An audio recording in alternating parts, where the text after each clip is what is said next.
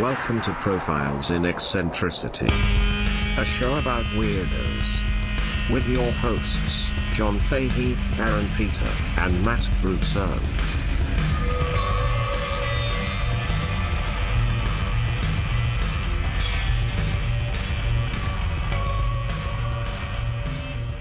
Hello, folks. Welcome to Profiles in Eccentricity. It's a show about weirdos, doggone it.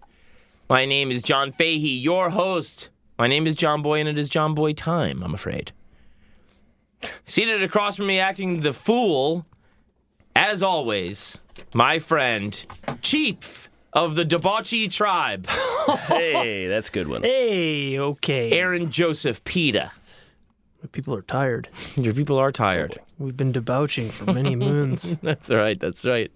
Shout out to Dodger that came up with that joke. Dodger, oh God, Wasn't that good work? You know, I want to share with the Profiles community. Mm-hmm. Dodger sends me and John and Matt a lot of Instagram posts. Yeah. Like just direct messages them to us. Yeah. But over half of them, they're private and you have to be following them. Yeah. So I just get a lot of, this post is unavailable. Yeah. It's like I'm a like, stream. "What? It's just, Yeah. And every once in a while, I'll get like an onion post from him, and I sincerely appreciate it. Yeah. But it is a little bit of a tease when I'm not following. But that these. came from Joe. My friend Joe would say he was tired because he's from Rochester, Buffalo area. Tired. And Dodger was like, "You say that weird. You say it like you're Native American. Like, my people are tired." Oh God, it's so fucking So good. Aaron, to your right and my left, good-looking son of a bitch, handsome Matt Brousseau. Hello. How are you? Yeah, good. How are you? I'm Isn't that good, nice? thank you. Isn't that nice? That is good. Isn't that a sweet boy? Yeah, super sweet. So fucking sweet. Oh my god. I think I'm getting a cavity. We do have a really good time on the Patreon. If you're not subscribed yet, we got a shitload of comments on that last chopped up jukebox. That was very nice, you guys. Thank you. That was fun. We love you. It's a party. Sometimes we just bullshit with each other. Richard Park, not a huge music guy, told me those are his favorite Patreon episodes. You do get another episode per week if you subscribe to the Patreon for $5 a month or more. Get on there and Price of a cup of coffee. Yeah, get on there and get another like we're probably talking about like another 9. Probably talking about like another 6 hours of entertainment a month. At least a good 6 hours of entertainment. Something like that, you know? And for the price of a cup of coffee. Yeah, looser, kind of wackier. A little, not constrained to a profile. Perhaps a little more in our cups. Certainly, does that mean drunk? Yes, that's exactly what that means. Also in our element, you know. In our element, we're just talking about whatever. Just cruising. Whatever tickles our fancy. Absolutely. Comics, Pornos? Your red light district. Absolutely, yeah. Occasionally we do have other profiles on there. We have Sometimes. Aaron Explains It All. We have Connections. Oh God, I love a connection. Love Connections. I love a connection. I'm Dude, sorry. I got to do another one soon. You do? I like it when they go from one to the other, when they connect like that. Yeah.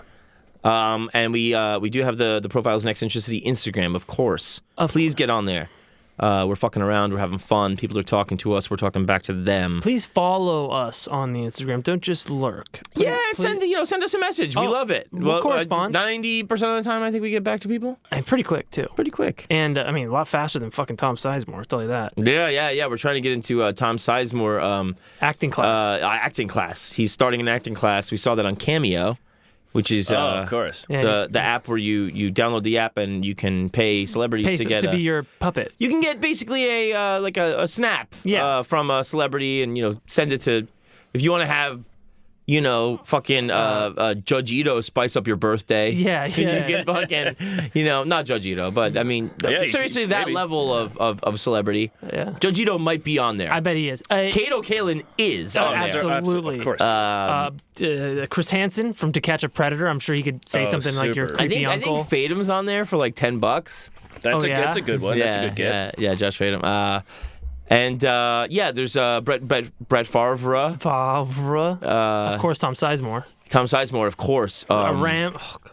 And so we got into Tom Sizemore, and we hit him up on Instagram asking about how we can get into his acting class. So we might go to Tom Sizemore his acting class. And his Instagram's really fun. He talks about how he obviously didn't have those drugs that were in his car because he never would have consented to a search. And just went on a hashtag frenzy. And he went on a hashtag, but he also pointed to his role in Point Break as a cop to show how much he's familiar with the law and how much he wouldn't have done that. And then he quotes his own movie, and then he does hashtag acting, hashtag Keanu Reeves, hashtag Point Break, hashtag Tom Sizemore, hashtag Patrick Swayze. Yeah, it was really, really great. Hashtag surfing. So yeah, that might be coming up in the future. All three of us may be taking an acting class. Is that okay, Matt? That's fine with me. All right. Add it to the pile. I was thinking about. I think it was about adding Tom to the show. Yeah. That's fun too. Mm-hmm. Yeah, and I think there's room in here for Tom Sizemore. Yeah. More. Mm-hmm. Yeah. And hitbomb.com. Still. People have been ordering it. It's been really great. Yeah, I get an email every time somebody orders something. I gave some to my dad today. That's great. Yeah. It's a CBD balm with a mixture of herbal fusion things that are already pain relieving.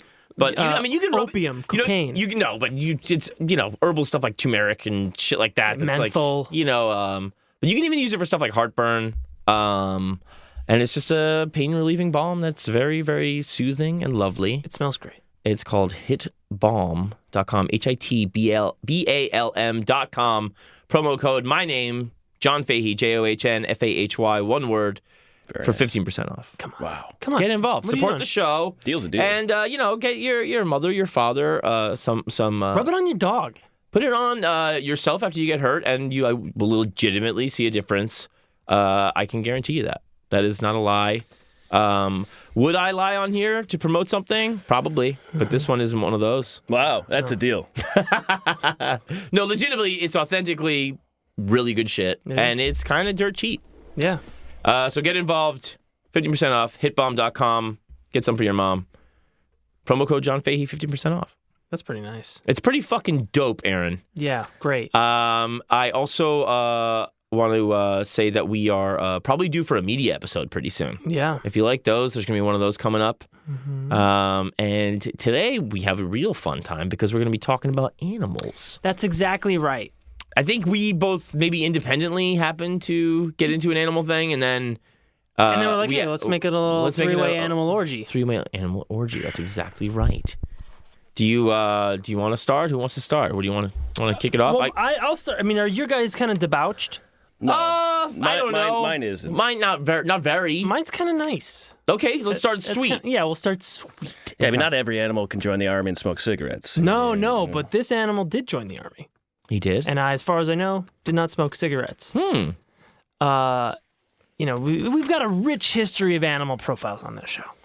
That's true. You've all the way back to Pablo Escobar, the cocaine bear. Mm-hmm. Yeah, and then we had the bear, Wojtek. Wojtek, the Polish bear that was that bear Polak, terrific soldier. Terrific soldier, awarded many medals. 8 cigarettes. 8 cigarettes at the zoo. Yeah. We had Oliver the Humanzee. Yes, that's exactly right. We had also a Chuman. A Chuman, yeah, the Chuman Show. And then we also had a dolphin who loved getting jerked off. Yeah, out there in the Virgin absolutely Islands. Adored it. I loved it. And don't forget Airbud. How could I forget Airbud? How can anybody? Aaron, can you do me a favor for the fans at home? Can you just lower your mic a little bit so they can see your beautiful face? My face? Yeah, beautiful face. I always forget how to do it. Fuck. 412 or something subscribers on YouTube. That's a very, very exciting time. 412 people just got a lot happier. Oh yeah, we are also on YouTube. Subscribe on YouTube. Yeah, this one's gonna have pictures if I do this right. Oh well, I did send you some. This is the story. I think it's not so eccentric per se, but this is the story of Sergeant Stubby. Okay. And Sergeant Stubby is the most decorated dog in American military history. Is that right? That is about right, yeah. Now, I don't know if you know this, but dogs have had a rich and illustrious history in the military going back eons. I did not know that. The Persians, the Greeks, Assyrians, Babylonians all used dogs in battle. Dogs were part of Attila the Hun's forces in his 5th century European conquest. In the Middle Ages, knights would often outfit their dogs with puppy dog armor, suits of armor. Huh? Napoleon used trained dogs as sentinels in his French campaigns. Huh. In Egypt. Germany had a long history of military dogs. And during many wars, they often had the best trained canine force. They're just,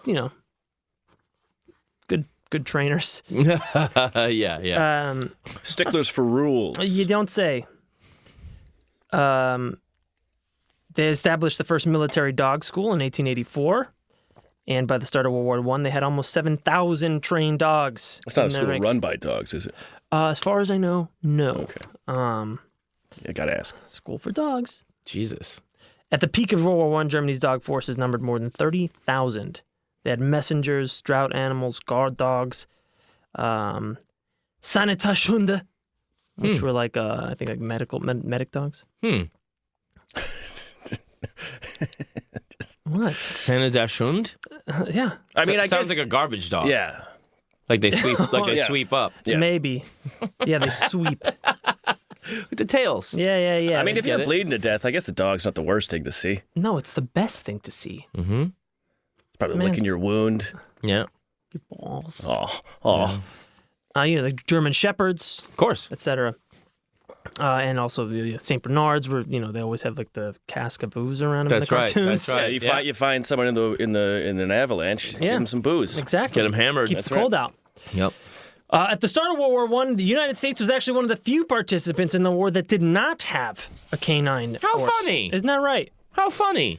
At one point, the U.S. Army borrowed French-trained dogs for sentry duty, but Didn't speak the that same plan, that plan was aborted because the dogs only responded to language. commands in French. Genius. Yeah. And they also, look down on us. Yeah. Smoking cigarettes and These fucking Americans.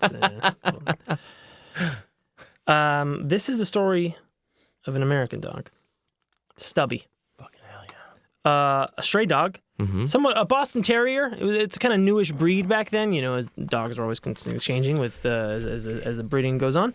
It was a stray dog, Boston Terrier, and an apt mascot for the U.S. military, right? Because this is the first modern war, right? World War I, and the U.S. was unproven, untrained, largely didn't have a standing army. Plucky. yes. Yeah, new kid in town. Yeah. A stray dog. We were amongst- like Scrappy Doo. exactly. Hey, let us in there. Puppy power. Yeah. Good show. Not stoned. That was Uncle Scoob. So Stubby's debut was actually at the Yale Bowl in New Haven, Connecticut. And this is where Yale's football stadium was. And the 102nd Infantry, part of the New England-based 26th Yankee Division, this is where they did their basic training prior to getting deployed. And Stubby just kind of like wandered onto the field, and where the soldiers were doing like calisthenics and whatever bullshit they did back then. Burpees. And he just lingered around the camp and eventually kind of like won the crew over, just being a cool little dog. I've never seen a Boston Terrier. There's some pictures of Stubby up there. We got some pictures. J. Robert Conroy was a 25-year-old private, forged the closest bond with the mutt, and pretty soon they were inseparable. Started, sleeping with him and stuff. Oh, God. And not like, dude. Oh, yeah. He's got Only girls morality. do that. Thank you. Yeah, but read the Harvard study. Of course. Even that study is flawed. I mean, this is a Yale guy, but that whole Yale thing. So it was September 1917, and it was only a few months that he was hanging out there at Yale, and the 102nd was prepared to ship out. Now, dogs were forbidden in the U.S. military. Is that right? That's right. As in terms of personal, pups. Oh, okay. There wasn't Can't like just some ship out with terrible your service animal. They but- didn't have like don't ask, don't tell back then. Yeah, about the yeah. dogs. No, you're a dog or a... No, I'll never tell. But Conroy... Are you a dog, Private? Sir, I cannot confirm or deny. But are you gonna finish that bone?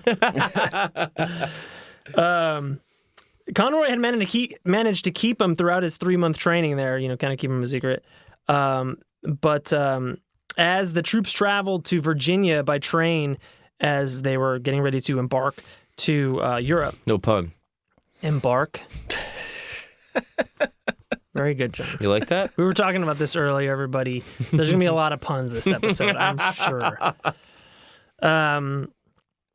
So he was stated to board one of the freighters to go across the Atlantic, the SS Minnesota, and he hid Stubby in his coat. Yeah. and then got him down below deck and kind of like hid him in the coal room for most of the trip.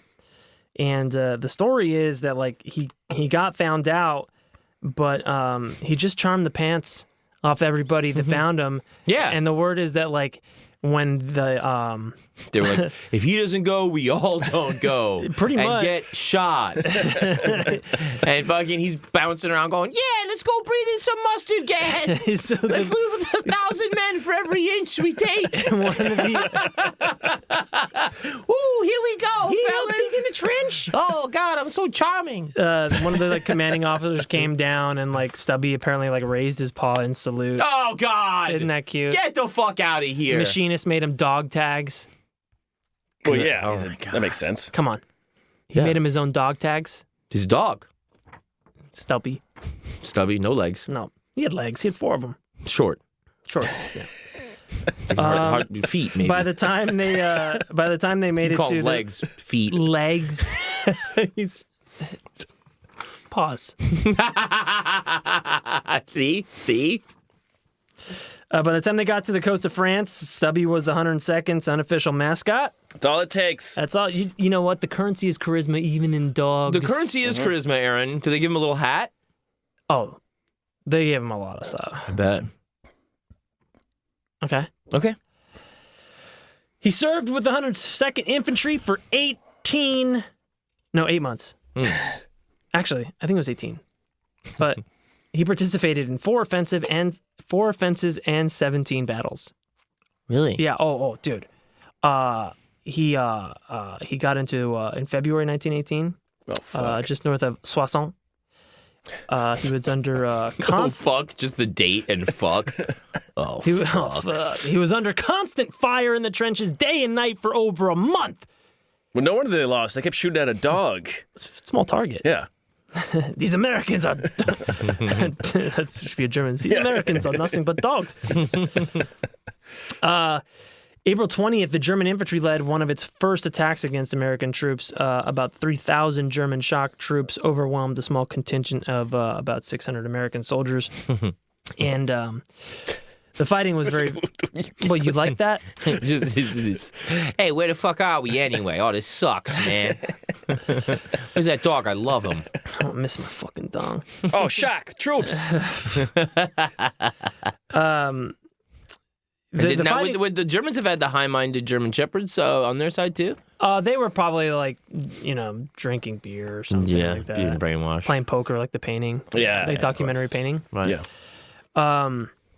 No, they weren't using the dog. I mean, this is trench warfare, so the dogs aren't like having their own fucking side battles or anything like that. That's too bad. Like Puppy Bowl. Exactly like the Puppy Bowl, but, more anti-Semitism. Are there any Jew dogs? Hell yeah. Gypsy dogs? Yeah. Are there gypsy dogs? Of course. There's gay dogs, I know that. Yeah. Hell yeah. The fighting was super intense. Like, even the commander, George Rao, ordered his cooks, truck drivers, and even the marching band into battle, pretty much. gotta Like, be Fuck! yeah, just trying to, like, stave off this overwhelming force of Germans.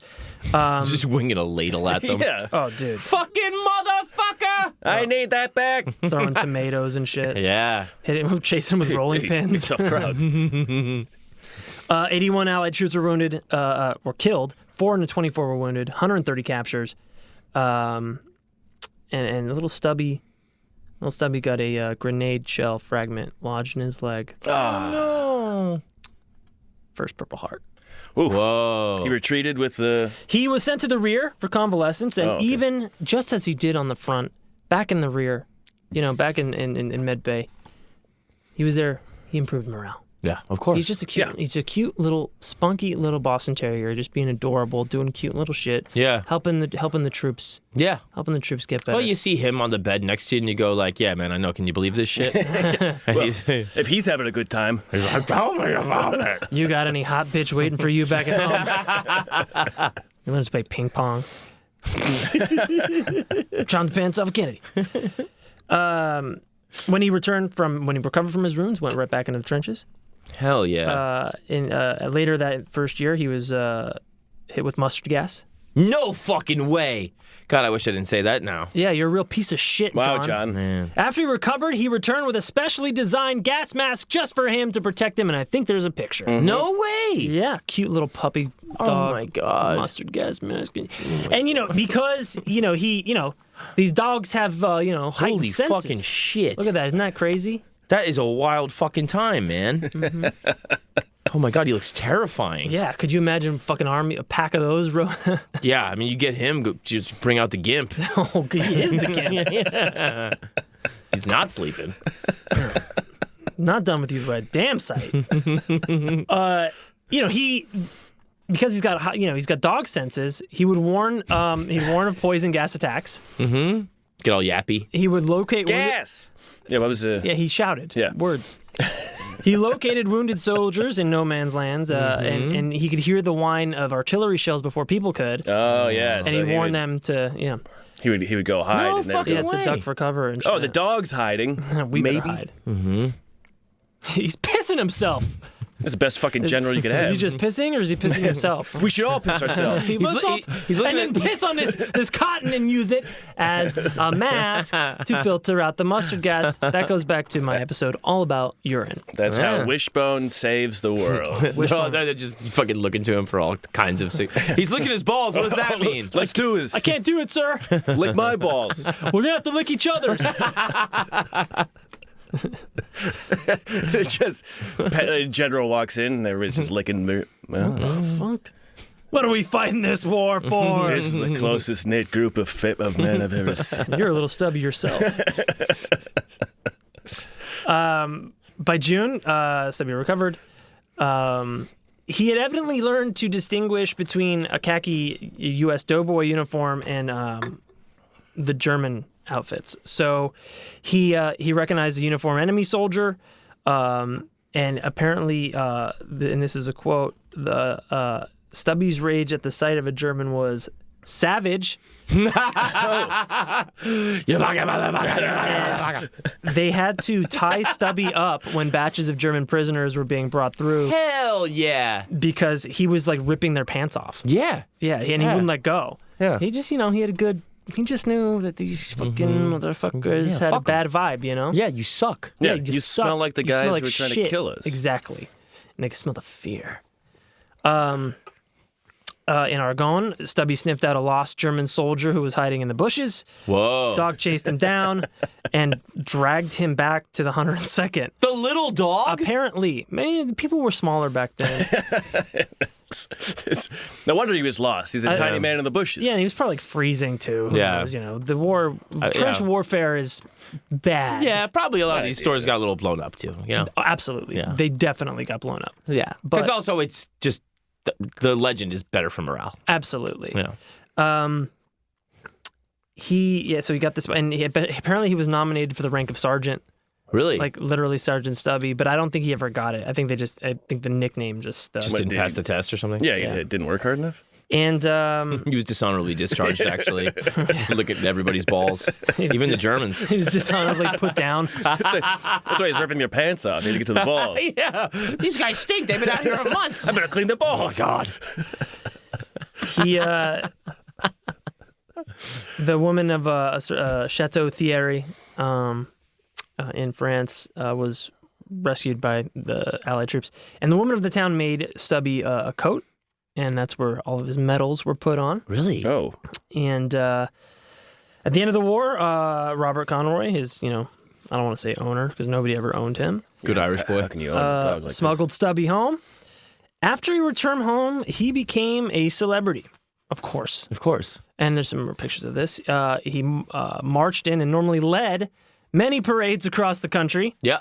Grand Marshal of course all he these did, sorts yeah. of parades. Here's He met presidents this? Picture of him in a parade. Woodrow Wilson, Calvin Coolidge, and Warren G. Harding. Has absolutely no idea what's going on. He loves it. He loves it. He attended the 1920 Fresh air. Republican National Convention. Who did he vote for? Harding, probably. Yeah, okay, yeah, it seems like a Harding guy. Different. When Robert Conroy went to study law at Georgetown, guess who went with him? Good old Stubby. And he became the university's official mascot, Really? which was a predecessor to the Hoya Bulldogs. You're kidding. Are today. No way. I'm not kidding. Honestly, bringing a dog with you probably is You probably helpful. got so much ass. Well, there's that, but also there's like a lot of like. dog. Yeah. It's good for your Dog got more morale. medals than I have. He's giving you warnings. He runs out there with you or some shit. Yeah. You know, it seems like it probably helped most soldiers. Absolutely. Yeah, for sure. The army should be half dogs. I'm just saying it now. Yeah, I mean, Well, somebody had a not the point Air about that. Force. In December 19... I mean, maybe, I don't know. Not the Air Bud. Air Bud. yeah, there's only dogs should be allowed in the Air Force. So, So stupid. you said there should be half dogs. And also, shout out to the dog that got injured taking down the lead of ISIS. Yeah. And There was a dog involved in the Bin Laden that's raid exactly too, right. yeah. And they had titanium teeth. The dog. Those SEAL dogs, they pull out their canines and they throw Holy in fucking titanium shit. canines. Really? It's fucking intense, dude. Yeah. What do they? They could eat anything. Yeah. Oh man, they love Yeah. that. Terrorist balls. They can eat Full fucking of tin cans. garbage. Yeah. Oh, They're fucking goats. hummus. They could. They could, yeah, among other things, sure. Yeah. But not grapes. So, no chocolate. don't disparage dogs by saying somebody died like a dog. You know? Oh, yeah, no, in the same breath, he was like, Yeah. this guy died like a dog. Also, there was a very this is brave really- dog hurt. You're like, what? You idiot. How Shut dare, up. How dare you? If you don't know, folks, what we're saying is President Trump was talking about the leader of ISIS that was killed, Baghdadi. Whimpering. There wasn't. Said He didn't even have audio. Said he died like a dog, and then meanwhile there was a dog very intimately involved Yeah. in the operation. Yeah. And then he was like, also there was this brave dog. What? Come dude. Yeah. Like, I mean, Don't- he just works off word association, so Yeah. that's how he got. Also, he was just lying about the guy whimpering. Yeah, there was no Yeah, audio. on the Yeah, well, fucking- and the guy fucking blew up in a suicide vest. He died as bravely as you can. I mean, Well, yeah, with the exception of killing the kids. yeah, no, I'm just saying. I mean, he wasn't whimpering. No, He wasn't crying. He's probably like, fuck these kids. He's not a good guy. He's a psycho. Yeah. But I mean, anybody blowing up a suicide vest isn't exactly a lightweight. yeah. Right. So Yeah, that's the New York Times reported that in December 1922, for the first time, Hotel Majestic on Central Park had broken its own rules and allowed the dog to stay overnight. son of a bitch. Whoa. Stubby was made a member of the Red Cross and the American Legion, and the YMCA offered a lifetime membership for Stubby, stipulating that he was entitled to 3 bones a day and a place to sleep for as long as he lived. You're shitting me. I'm not. But did he take him up on it? I don't know. Was he in the Knights of Columbus or anything else? He was a member. No. As far as I know. Shriners?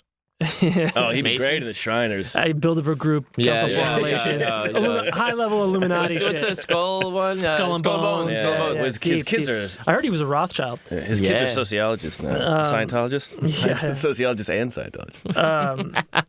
Do it all. But there was, you made a comment about we should have dog. Yeah. So I get this guy. There's a war veteran, Richard Richardson.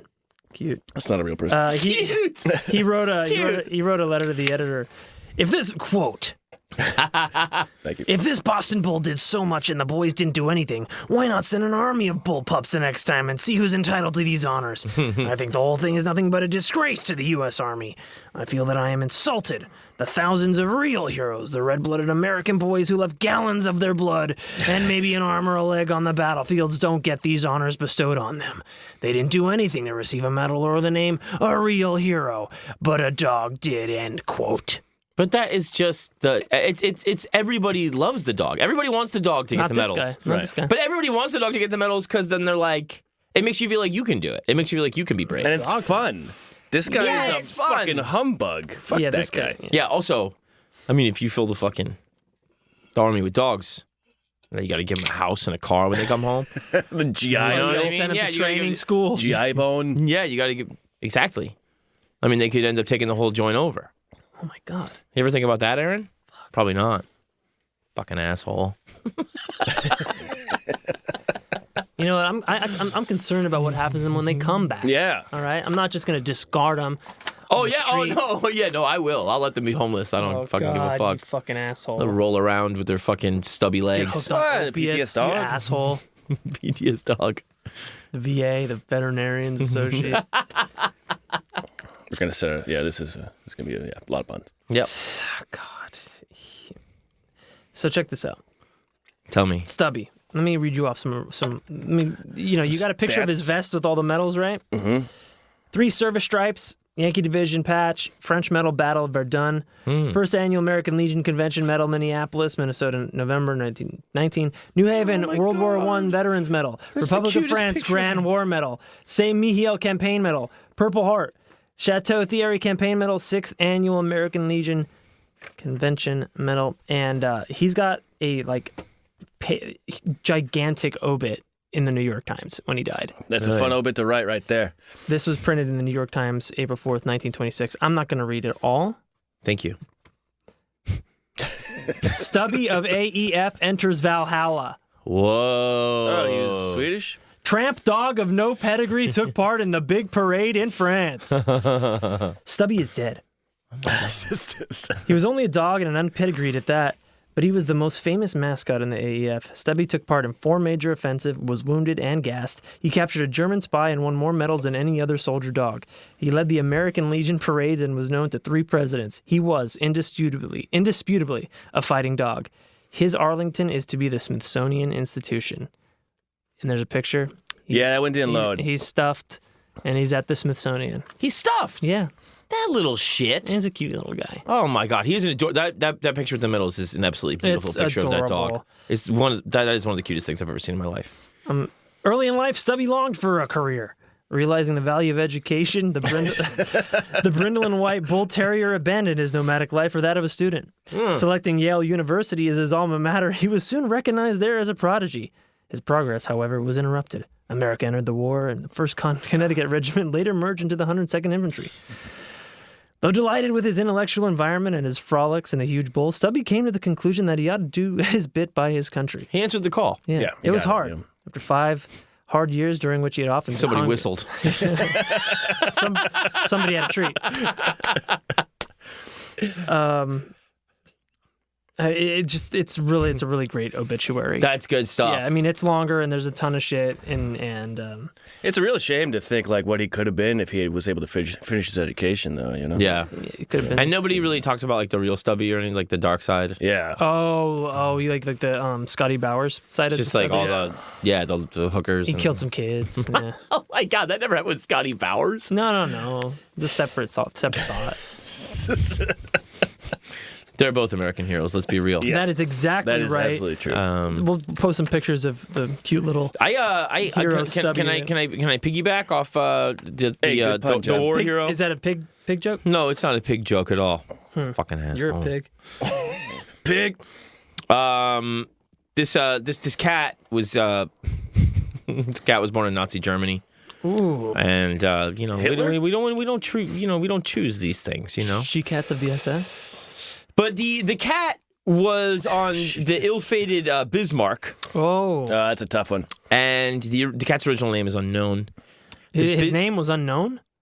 The cat's name it wasn't like the Odysseus No Man. Yeah, got it. Yeah, it was given the name Oscar as it was found floating on a plank after the sinking of the Bismarck. And in the Bismarck, like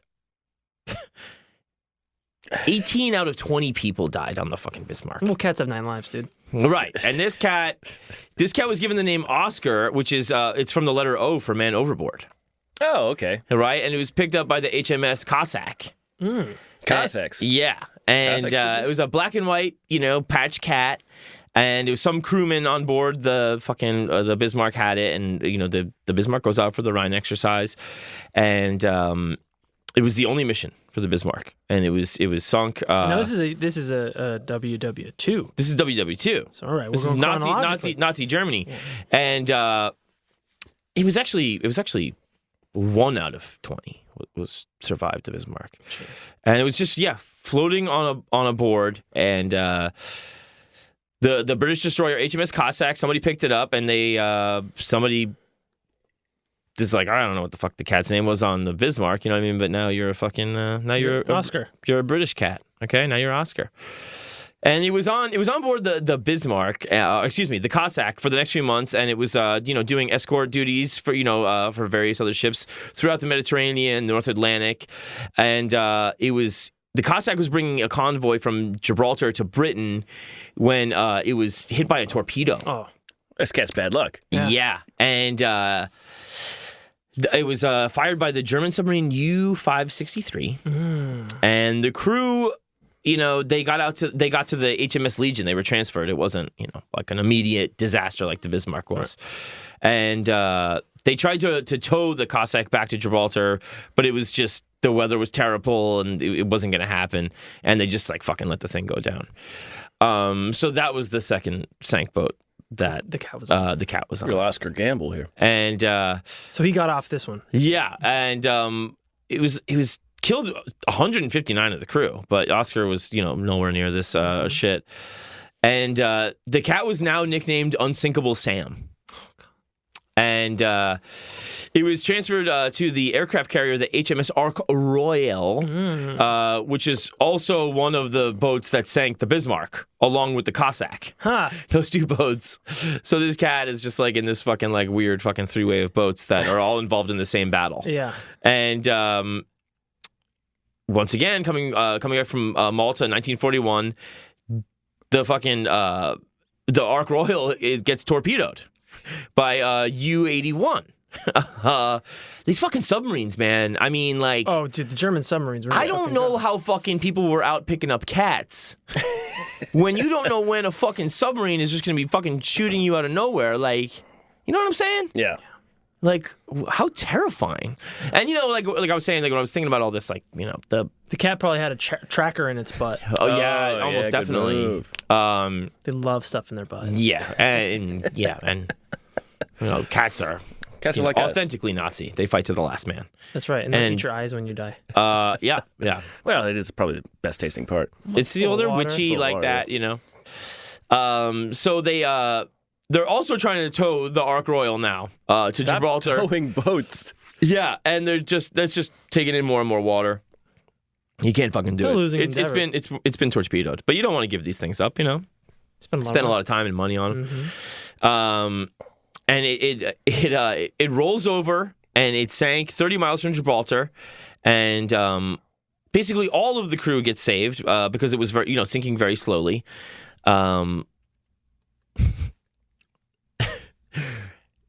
Sam was found on another plank this time, floating after this many planks. third sank ship. And he was totally fine, but he was described as angry. Not the other two times. This time I don't know why. He's just obviously what the fuck is going on? Just trying to get to land. He used to live in some shitty little flat in fucking Frankfurt. Now he's on all these surrounded by water, which cats love, as you know. And yeah, so he's on this plank by the motor launch, and he's really fucking pissed off. He gets transferred to the HMS Lightning, and the HMS Legion, which was the boat that rescued the crew of the Cossack, and the Legion would go on to be sunk in 42, and the Lightning would go on to be sunk in 43, but Sam was not on these. That's because he shit out the tracker. He ended up in a home for sailors in Belfast. Oh, this is just like a it's like a house full of PTSD people, basically. Yeah. And he was just kind of like the sailors' mascot for British veterans of the seas. And he died in 1955. And there's a portrait of him in the National Maritime Museum. And he's another wartime hero, but he's just fucking, he didn't do anything or have any skills. He just stopped himself from See, dog's got personality. That's right. And then there's differentiating details about being it might not even be the same cat from all the fucking sinking ships and stuff. It could have been a little bit blown up, these stories during the war. But I think I just like that so much because of him, the idea of him being mad. He's so mad. Yeah, he's so mad. And I think that was how he boosted... And he's, surrounded by water. He no place for boosted cats. morale by he probably was just hilariously what the fuck is going on? Also, I like thinking about, a cat is fairly nimble. Yes. And fast. Mm-hmm. And thinking about a cat on two different sinking ships and just figuring out its way to not go down. Yeah. Is very like the panic in its eyes is pretty funny to me. Yeah. If you were a sailor, you should follow the cat. Because yeah, exactly. Yeah, go where he's going. And he's not going to wait for you or anything. No. But you should follow the cat. You got to follow the cat. The You cat do. is going, it's a good idea to do what animals are doing. Yeah. And Generally. yeah, you disregard the captain and you start taking orders from the cat. Exactly. Yeah, because the captain's going down with the ship. Yeah. Stop listening to that Yeah, guy. so he's This cat's landing on his feet. Yeah, he's laying on his feet, and he's just getting transferred to another nice home eventually. Yeah. If he gets through this crazy war. Wow. Man, if he ever makes it out. Unsinkable Sam. Now, this cat didn't smoke cigarettes or anything like that? No, I didn't do anything cool like that. That's too bad. There was another one I wanted to tell you about, another little shorty, if you don't mind, Matt, before you get into yours. There was in 1945. Again, we're going chronologically, Aaron, as you love. I love the arrow of time. And this was in I believe Colorado. Huh. This chicken on a farm was going to be supper, and it was somebody was sent out to bring back a chicken from the yard, As you do.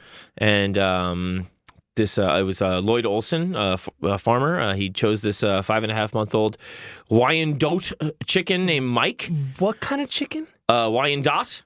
Okay. And the axe just took off like most of the head, but it missed the jugular vein, So he's one ear, and most of the brainstem, which was where most of like chicken thinking goes on.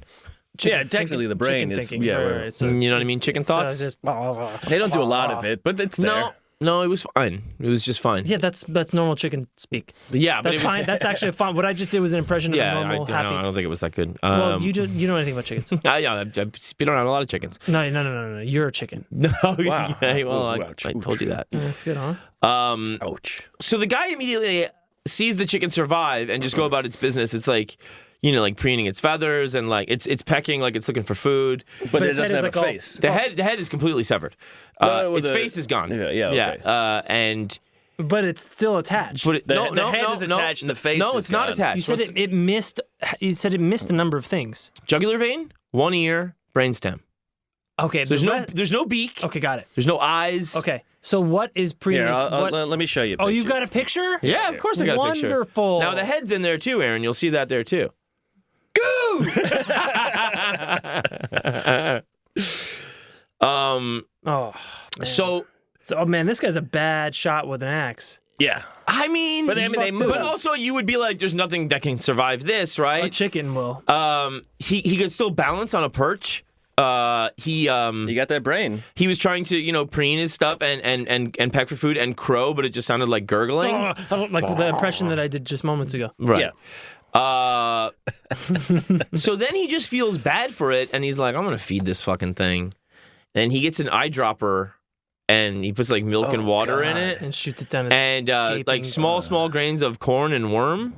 corn and worm. Yeah, Yeah, and classic he's chicken just feed. eye dropping it down into the hole that's there, Some grape nuts. and then he's like, "You're not gonna believe this. I got this crazy ass chicken. I got myself a goose and shit. I got rid of that pesky beak and eyeballs. Yeah, I got the nice warm goose and chicken. I wish it didn't go there. Well, No, you love it. yeah, well, I mean, you can't goose it unless you have some kernel-sized, operation. Goose or to lose it. It's warm. But so he starts taking it around, to sideshows and shit. And he's now the chicken is on tour. Is it festering? Has it got infection? It's kind of fine. It's staying in hotels and stuff. I'm not joking. And Is it ordering? So It puts Neosporin on it and it's fine, I guess. I don't know. What would they put on it in 1945? They had antibiotics. Yeah, it probably. It's probably pumped full of factory farm antibiotics. It can't get sick. So he would be like around the two-headed babies and The no-headed chicken. yeah, the no-headed chicken, two-headed baby, and he was in Time and Life magazine. He was You could go see him for 25 cents. A lot of money in that time. He at the tippy top of his fame. Lloyd was taking in the equivalent of $50,000 a month. Jesus Christ. For people seeing this chicken.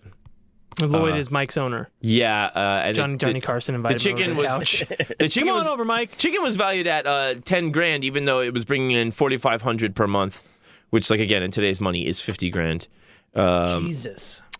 Good lesson to you, folks. So he's at a motel in Phoenix, as it happens, 1947. We've all been there. And he's, they're returning home from tour, and he started choking in the middle of the night. Mike, the headless chicken.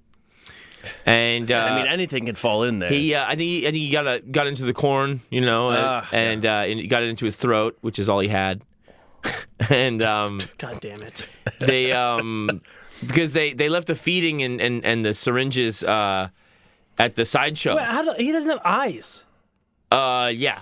Or a nose. Yeah. There's no senses. Man, he probably just bumped into it. They left the syringes, and so they couldn't get it out, right?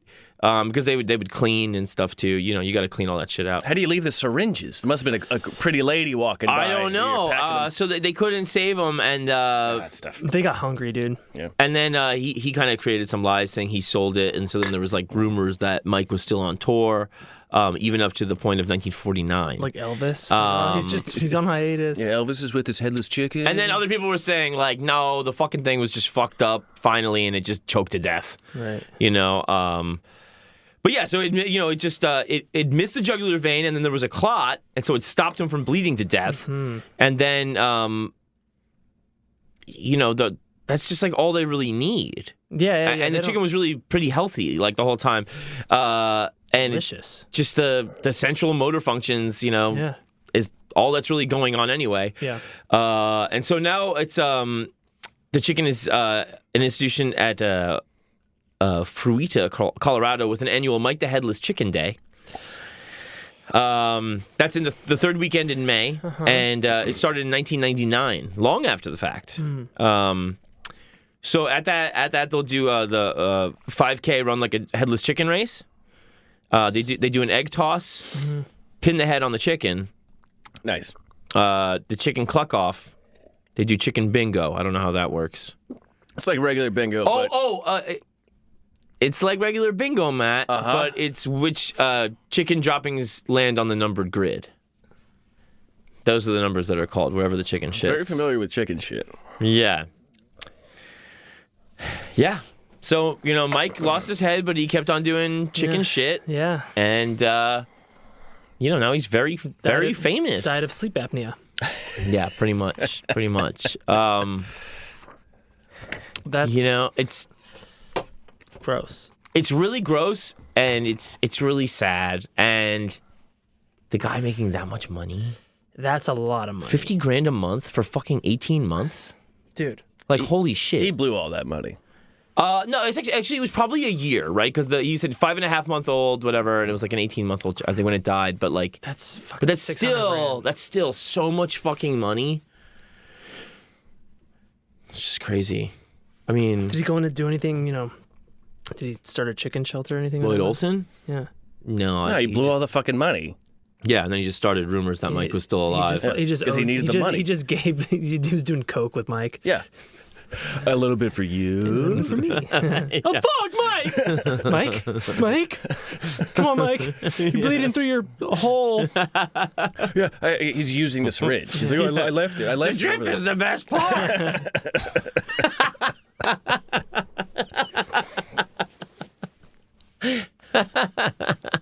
Chicken drip.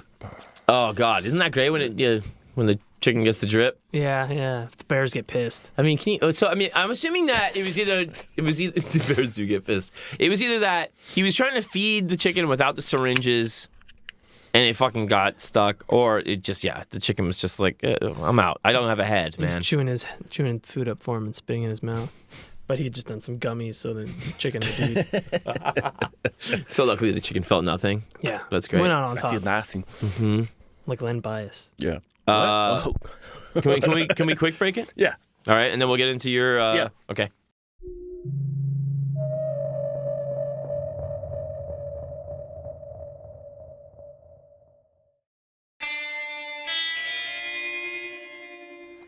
And we're back.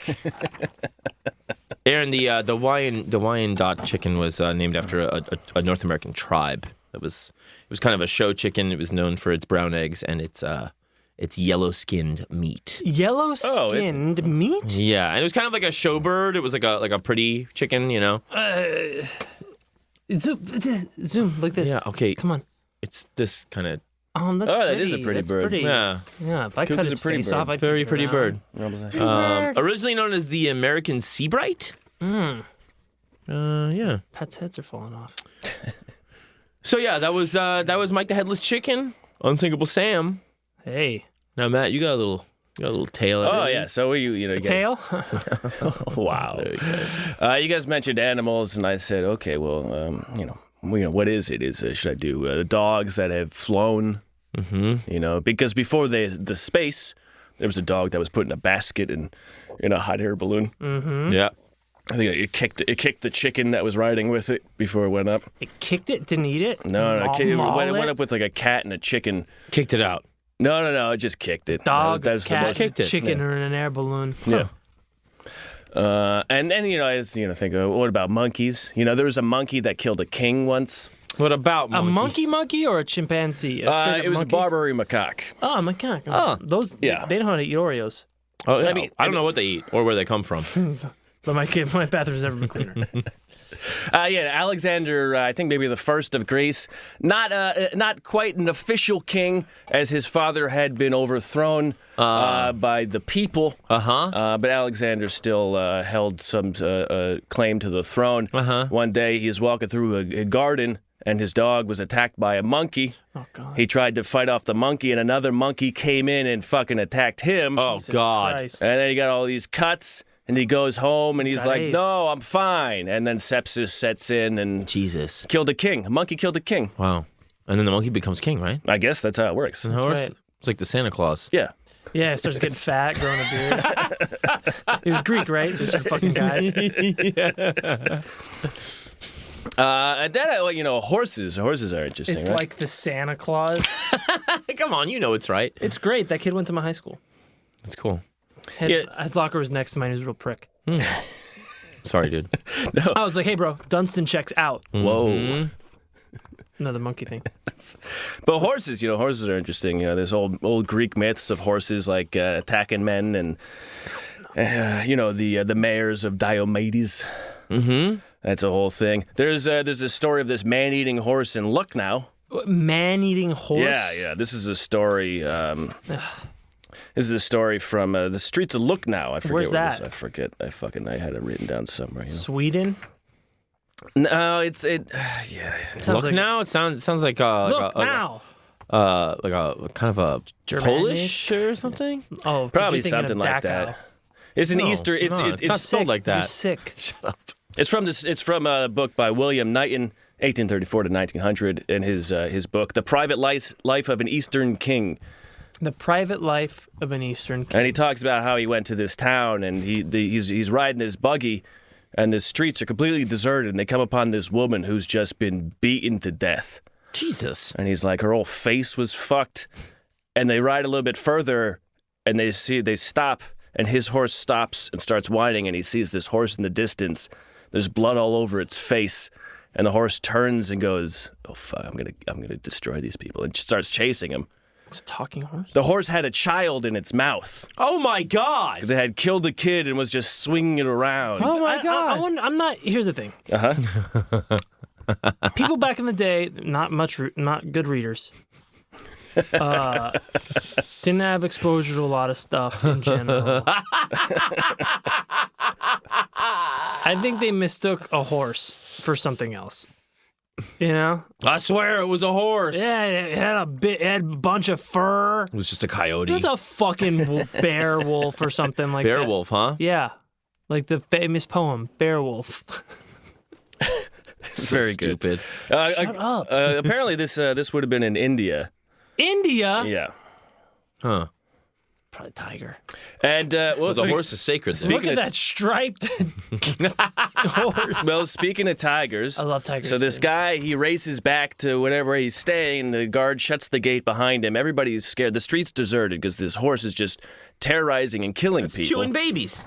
And so the king orders the horse caught, and they catch the horse, and he says, I want it to fight my prize tiger. And so they have the horse and tiger fight. Horse destroys the tiger. Now I know it's not a horse. And there's a picture. No, what? Some dude drew it. Here's a picture of it. Rudyard Kipling did a pencil drawing. Yes. A tiger would. It kicked the tiger in the face. You never know, Aaron. Aaron, you never know. I do know. Just relax. Maybe the horse had a mental illness. I think it was maybe the cat from your fucking World War II story ran up against a bear. Who the fuck is drawing anything that detailed over something that's totally fake? Oh, this is definitely a horse, though. Yeah, it's not a bear really- in a fucking horse suit.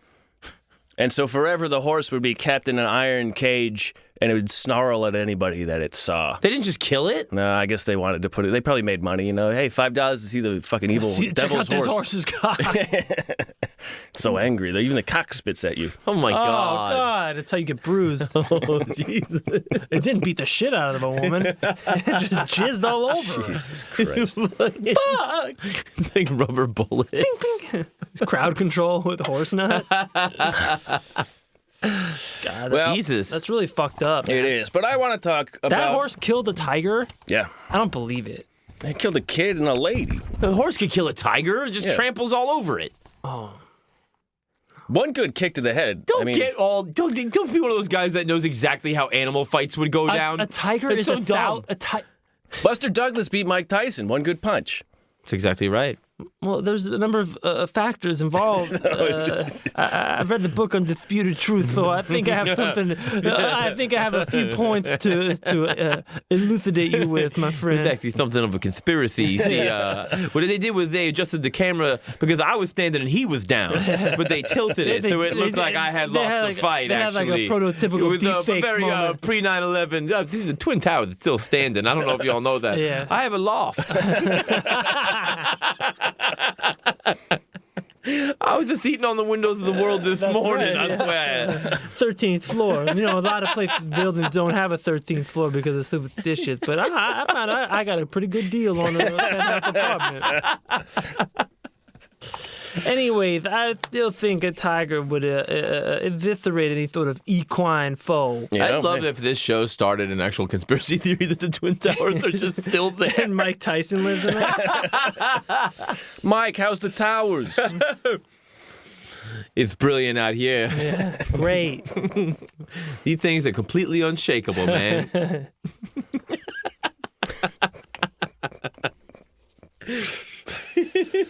It was a hologram. Yeah, that's got to be a big fucking horse, man. Yeah. Yeah. A tiger is so ferocious. Horses can be bastards. It's just, yeah, of course, yeah, totally. But like to eat, Is it flesh. was it a wild horse? No, it was a horse A that domesticated horse. It was a horse that was gifted, I believe it was to the king, and then it just got loose and went crazy. Horses do eat meat. There's Tibetan horses are known to eat meat. There's a whole thing about that. And horses hunt. There's plenty of stories of horses like knocking bird nests onto the ground so they can eat the birds. Huh. You're blowing my fucking mind. Yeah. Yeah. But I don't want to talk about those mean horses. I want to talk about maybe the smartest horse in the history of horses. Sarah Oh. Jessica Parker. Sorry. That's such a stupid joke, but I thought you were going to say Mr. Ed. no, He talks. he's charming. He was charming. I want to talk about a horse named Beautiful Jim Key. Huh. And a lot of this comes from Beautiful Jim Key. the promoter's writing from 1898, Albert R. Rogers, and his writing, his mini essay, I don't know what you call it, The Story of Beautiful Jim Key. It sounds like a cross between like a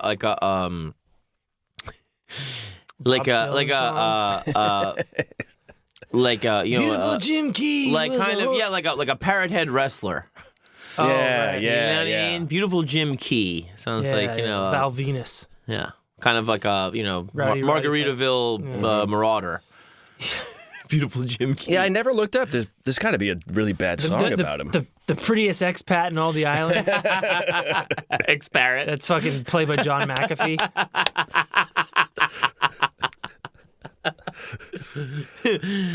Chewing on turds. Horses eat meat and shit. Sipping on lemonade.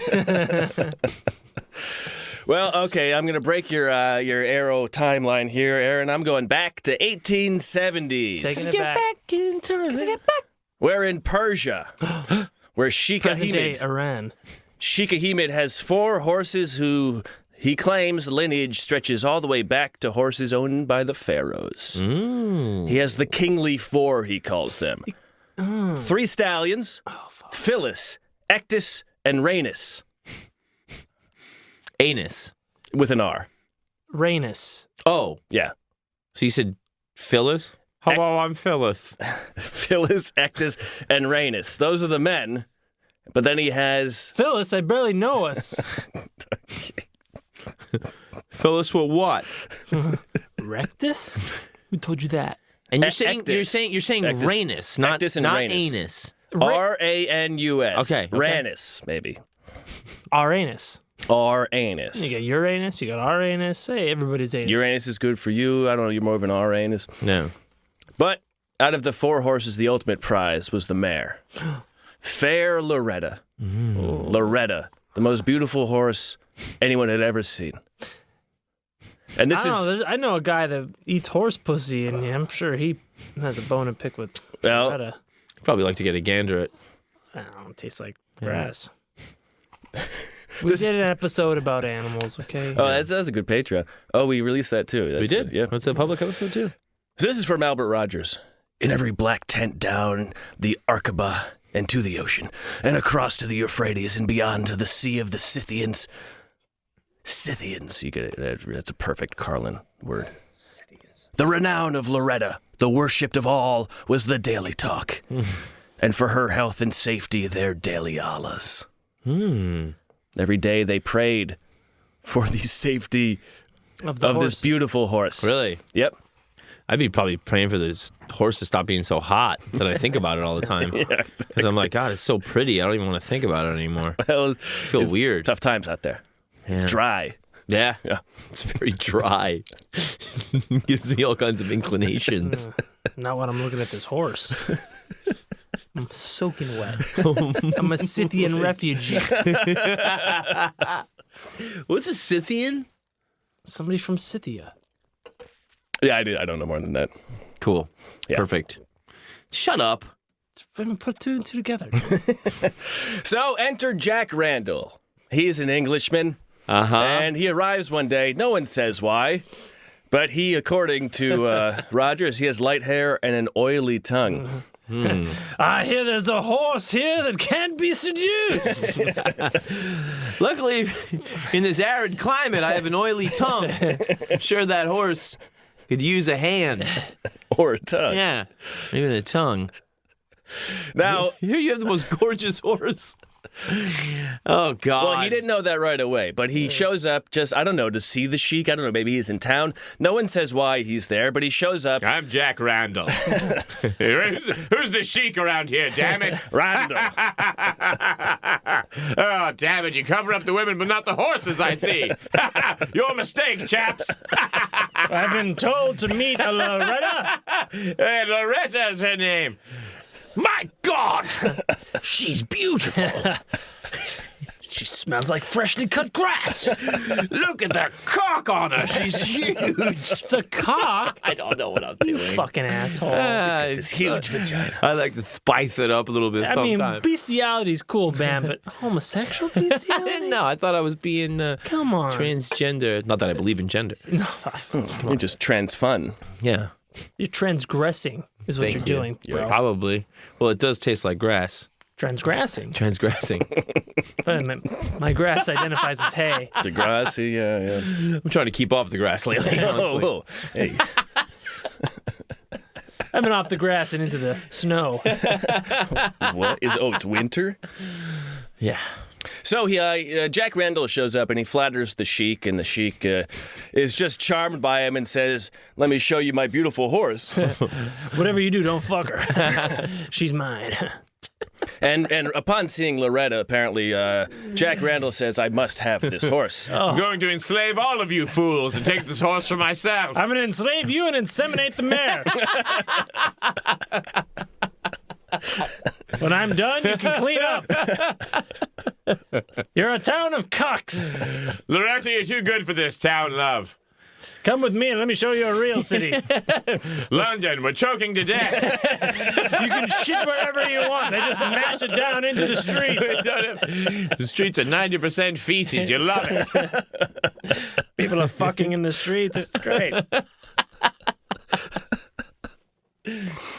So Mr. Randall says he must buy her. He offers her weight in gold, which It's like a fucking 1,500 pounds. Jesus Christ. and then he offers Take a shit first, though.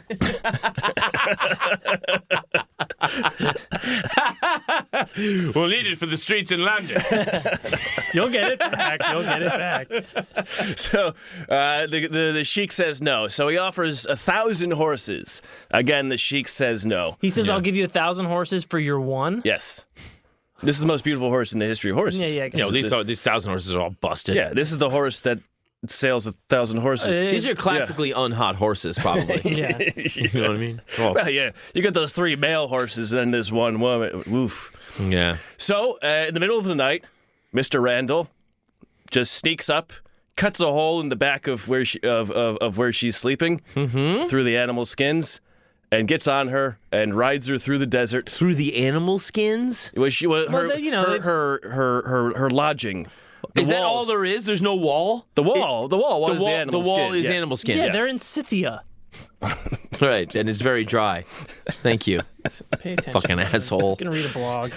So he kidnaps her and he rides her through the desert. Here we are. Ah. She's not very good at running, but she looks great. Do you know what roadhead is, my sweet? You're not one of those baby-eating horses, are you? Now he takes her. Pro-choice. He takes her to England. Apparently, I don't know. He puts her on a boat or something. Where you? Not to be insensitive. What color is she? No word.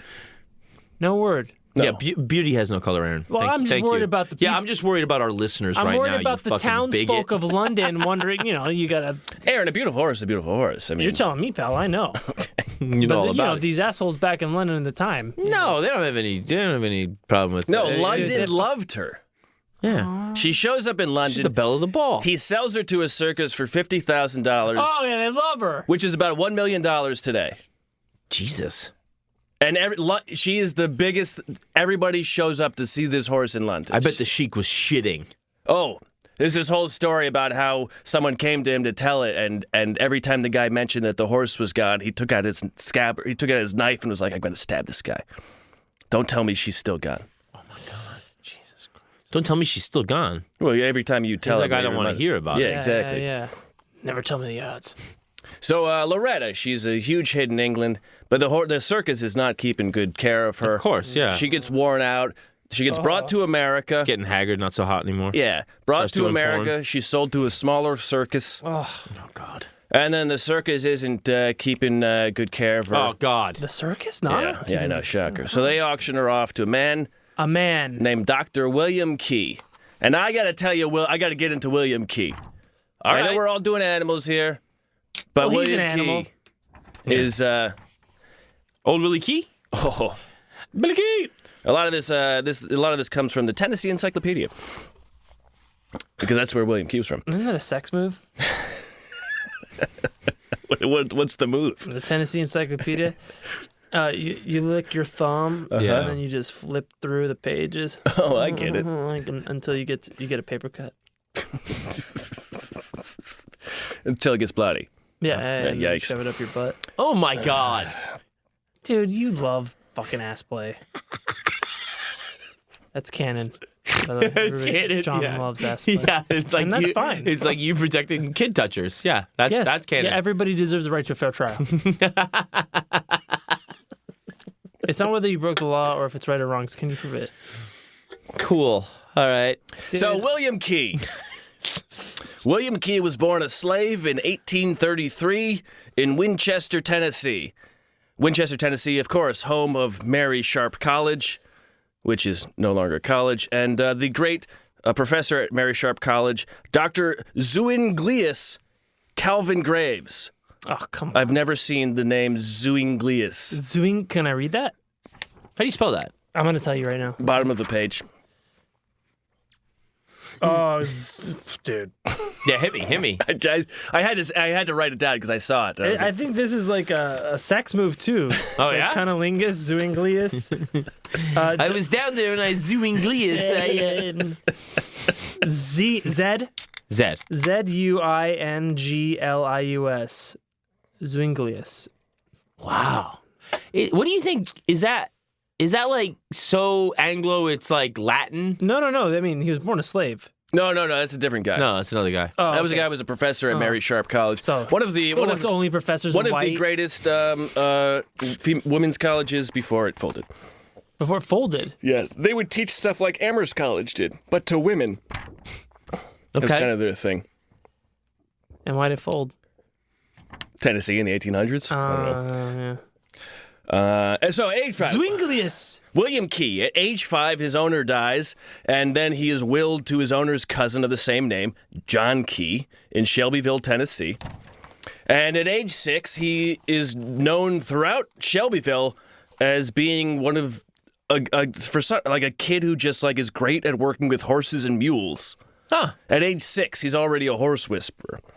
And so because of this, they let him learn to read, and he starts reading vet books and veterinarian books, and starts creating animal remedies to heal the animals. Balms, salves, Liniments. I love horse liniment. So in 1862, by then he's 29. The Civil War shows up, right? Just out of nowhere. Yeah. And he follows his master's 2 sons up to Fort Donelson. They're part of the Confederacy. And they hole in at Fort Donelson as his Confederate fort. And he loves his master's sons so much, he decides he's going to go with them and protect them throughout the Civil War. Jesus. And so, and he digs this like sub fort in the fort that everybody calls Fort William. Because they're like, wow, what a cool idea. And then he hides the kids in there when the firing starts. Eventually, the fort surrenders, and as they're surrendering, he steals the kids out, and they all escape. And they run into Nathan Bedford Forrest's forces, and he joins them. And then again at Stones River, where another battle was happening, he was captured by Union forces, trying to smuggle a black man from the Union lines into the Confederacy.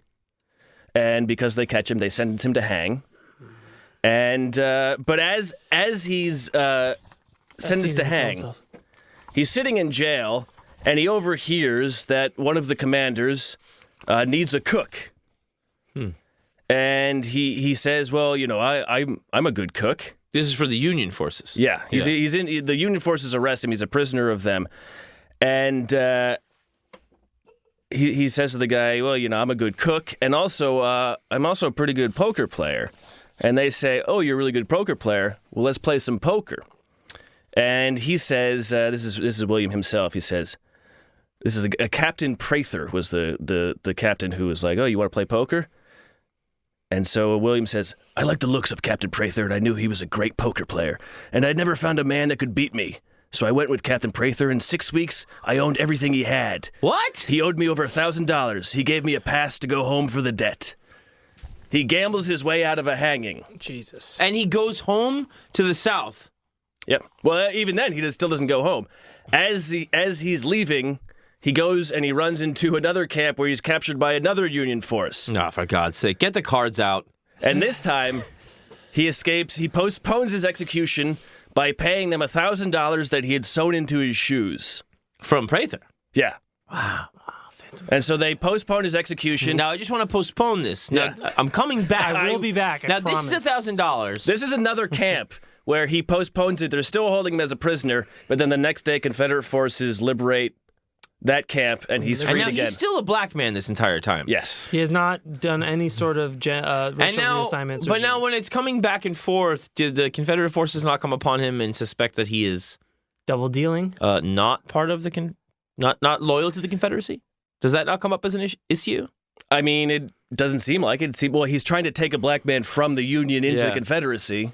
Yeah. So that was the first way they caught him. Wow, man, that's One, wild. a black man was taking another black man? Into the Confederacy. He's like, we got to get you out of there. Hey, you're going to love it down here. Yeah. But maybe it's kind of like they won't notice if it's just you. Yeah. It was under the Underground Railroad. Whoa. Is the But, also as a slave who is so good with horses, he was better than everybody else with and horses. poker and cooking? This guy's a fucking character, dude. So they arrive back in Shelbyville so eventually he meets up again with the boys, his master's kids. Yeah. They arrive back in Shelbyville, and they find that the master has died and the farm has been mortgaged out, so they need to make money. So he starts getting to work. He starts gambling in town, and he invents a liniment he calls Keystone Liniment, which becomes the best-selling animal rubs one of the best-selling animal rubs of all time. Whoa. And in no time, he's made enough money from the liniment to save the farm and pay for both of these kids to go to Harvard. Oh, my God. Shit. He sends both of them to Harvard. The master's children. Yes. Yeah. Who are basically, because the master died, basically his masters. Right, no, yeah. Right, but it sounds like he's kind of the master. I mean, What's going on? I am. It's a crazy world. You know what? Hey. I don't know what's going on either. But I'll tell you something. We're going to build this pipeline and get this Keystone to all fucking corners of the country. Keystone Liniment, yeah. Keystone Liniment. Keystone Pipeline. Keystone Light. Keystone Light. Yeah, Keystone Light. The non-bitter beer. Yeah, limit. well, yeah. It's for the show ponies. Yeah. Keystone Light. I love liniment. Oh, The yeah. best on a sandwich? I mean, got rubbed with hey, liniment. John Fahey at, that's like a Oh, liniment? yeah. No. Yeah, it's exactly like a liniment. No, it's not. It's a liniment. It's a not. rub. It's a balm. It's a balm. It's a balm. It's a salve. Yeah. It's a Panacea. yeah. All right. It's a symphony of relief, actually. A symphony of relief? Yeah. Wow, that's Are not you bad. conducting it? No, but somebody Somebody at much Hip Hop better. came up with that wording, and I think it's really cool. I so, love a good symphony. Yeah, symphony of relief, and it's factual. Hipbomb.com. Get some for your mom. She's in agony. Oh my God. What? She's in agony? No, she's not in agony. She might be in Ecstasy. mild discomfort or agony. She might be in ecstasy. I mean, if I'm not around, she's not in ecstasy. But She's on it. she's on ecstasy. Now, William Key, after 5 years back in Shelbyville, from the liniment, from the gambling, by now, after 5 years, he owns a horse hospital. He's a dentist working on horses and slaves. He opens a racetrack. He opens a restaurant. He opens a Jesus. hotel and a pharmacy. Don't look a gift slave in the mouth. And after all this, he decides that he wants to get into horse racing, and he organizes a traveling minstrel and medicine show, where he uses animals to demonstrate how powerful his liniments are. Oh my God! Yeah. How are the animals doing such a thing? Now, if I rub this he trains liniment him. on this horse's cock, you'll see that he'll ejaculate with such force as if to concuss a young woman. As if to quell a riot. Okay, so now he's just a full-blown business. Oh, yeah. Mastermind. Magnate. He is a magnate. Is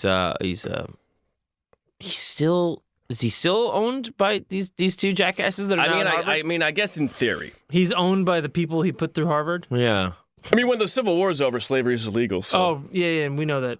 I mean, it's quote illegal. that took off right yeah, away. he's not arrested and in jail on some jumped up thing. You know, Man, that is so fucking crazy. Man, no wonder he wanted to bring blacks down to the South. He was having a great time.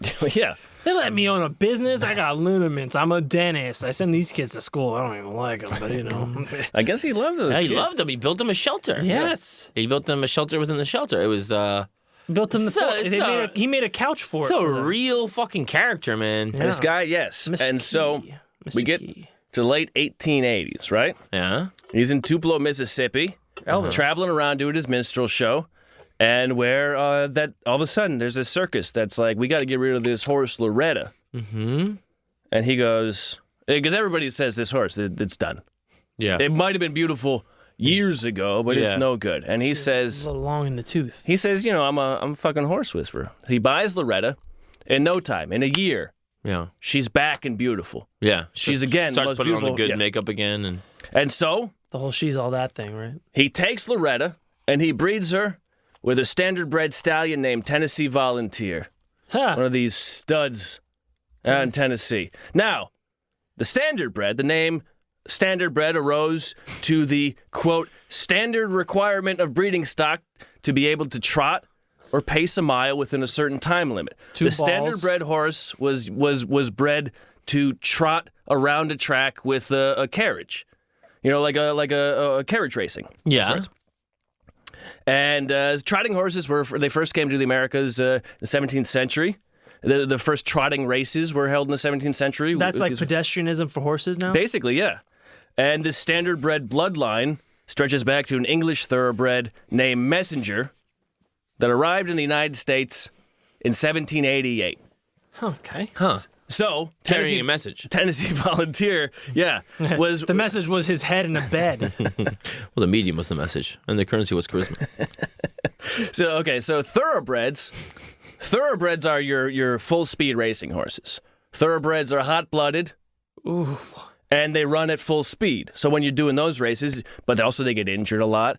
But your standard bred horses, they have a nice little trot. They move at, a nice little casual speed. Cruisers. Yeah. We don't have to break a sweat. Let's And just have a nice day. I don't want to be one of the 37 horses that died at Santa Anita racetrack this year. yeah, exactly. I like to take it easy. So standard bred horses are a little more placid, a little more agreeable. Yeah. So this great standard bred horse, Tennessee Volunteer, he mates with Loretta, Right. It's the most beautiful horse it's like in the Dudley world. Moore fucking Bo Derek in 10. No. Was that what it's like? It's I don't know. Well, Dudley Moore is not exactly. Well, was the guy horse hot? No, I he mean- was a standard bred. No, but he was a stud of trotting horses. Everybody said this is the horse you got to So fuck. he's like the That's Bull gotta- Durham. He's Yeah. the home run leader of the minor leagues. Yeah. All right. Having sex with Susan Sarandon. Hey, pretty fucking nice. Yeah, I Not mean, too at bad. that time, that was a pretty good time. Don't even have to wear the garters. No condoms. So, they have sex. Loretta, she So- gets pregnant in 1890. And so this is supposed to be a horse of the gods, But Dr. William Key, this is what he says about it. This is what he says about the horse that came out of it. Out of Loretta. Out of Loretta. He says, he pretty nearly done broke my heart, for he was one of the most spingled, shank-legged animal I ever did see. There was an old, no-account, bow-legged black guy named Jim that lived near me, and I named the horse after him, though I had some very fine Bible names picked out. But I took mighty fine care of Jim, the horse, and before long his legs began to straighten out, and he was a knowing colt, I tell you. He just lived in my house and followed me around like a dog. Huh? Did he just big league another slave? He wanted to know what everything was, and I commenced to teach him simple things.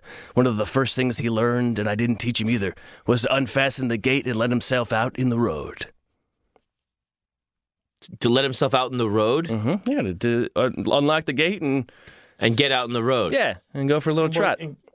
Yeah, right into traffic. So he was a simpleton horse. Oh, no, Aaron. Oh, no. Oh, no. This is a very special horse. Dr. Bill, he Is sensed... this the Forrest Gump of horses? I mean, Spindly legs came out. No. Forrest Gump was like a dumb guy who did amazing things. Yeah. This is the smartest horse maybe in the history of the world, Aaron. Oh my God. So Dr. Bill, he senses, he goes, this horse is learning stuff.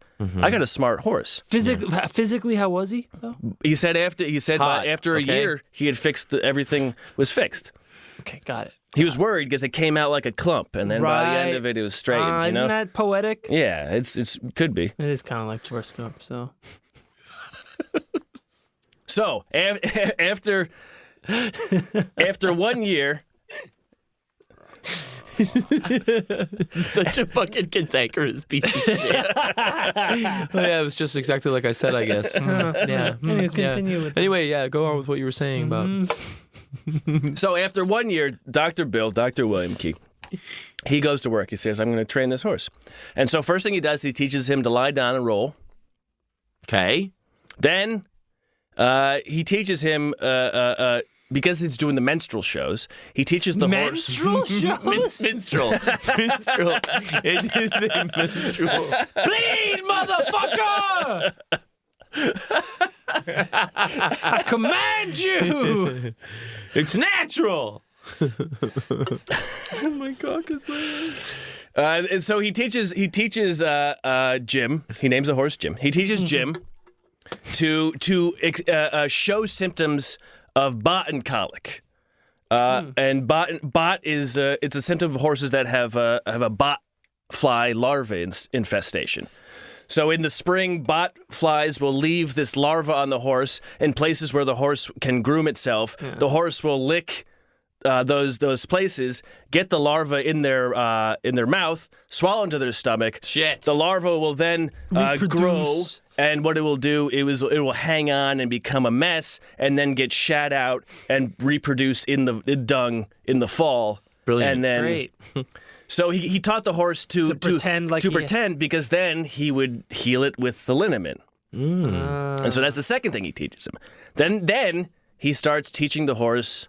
He realizes that the horse recognizes objects, so he teaches the horse to recognize objects and colors. He says this is it, and he says after 6 months of this, he was able to teach the horse to eat sugar. And the horse didn't want to eat sugar at all, and so he kept trying to hand it sugar. Keto. And then he would take an apple and he would put sugar on the apple, and eventually he got the horse to realize that apple and sugar are two different things, because he would give it an apple and he would give it sugar, and he would put the sugar on the apple. The horse would eat it, and then he would take the sugar away, and the horse would eat it, and then he would have the sugar there, and the horse would. And so eventually, after all this whole process, the horse realized that apple and sugar are two different things and unique. What the fuck is the point of that? It's this process of learning.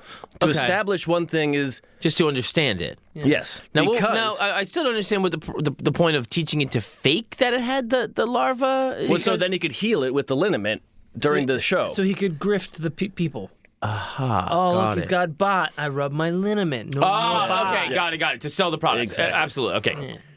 But then, so he realizes this horse is already, he knows apple, he knows sugar. What else could he know? And so eventually, over the next couple of years, he teaches the horse the alphabet. What? He starts with the letter A, and what he would do is he put sugar on a card, the horse would lick the card, and then eventually he moved on to a piece of tin with the letter A on it. And the horse eventually recognizes that A is so he'd say A, and after enough time, the horse realized that A was its own unique thing. Jesus Christ!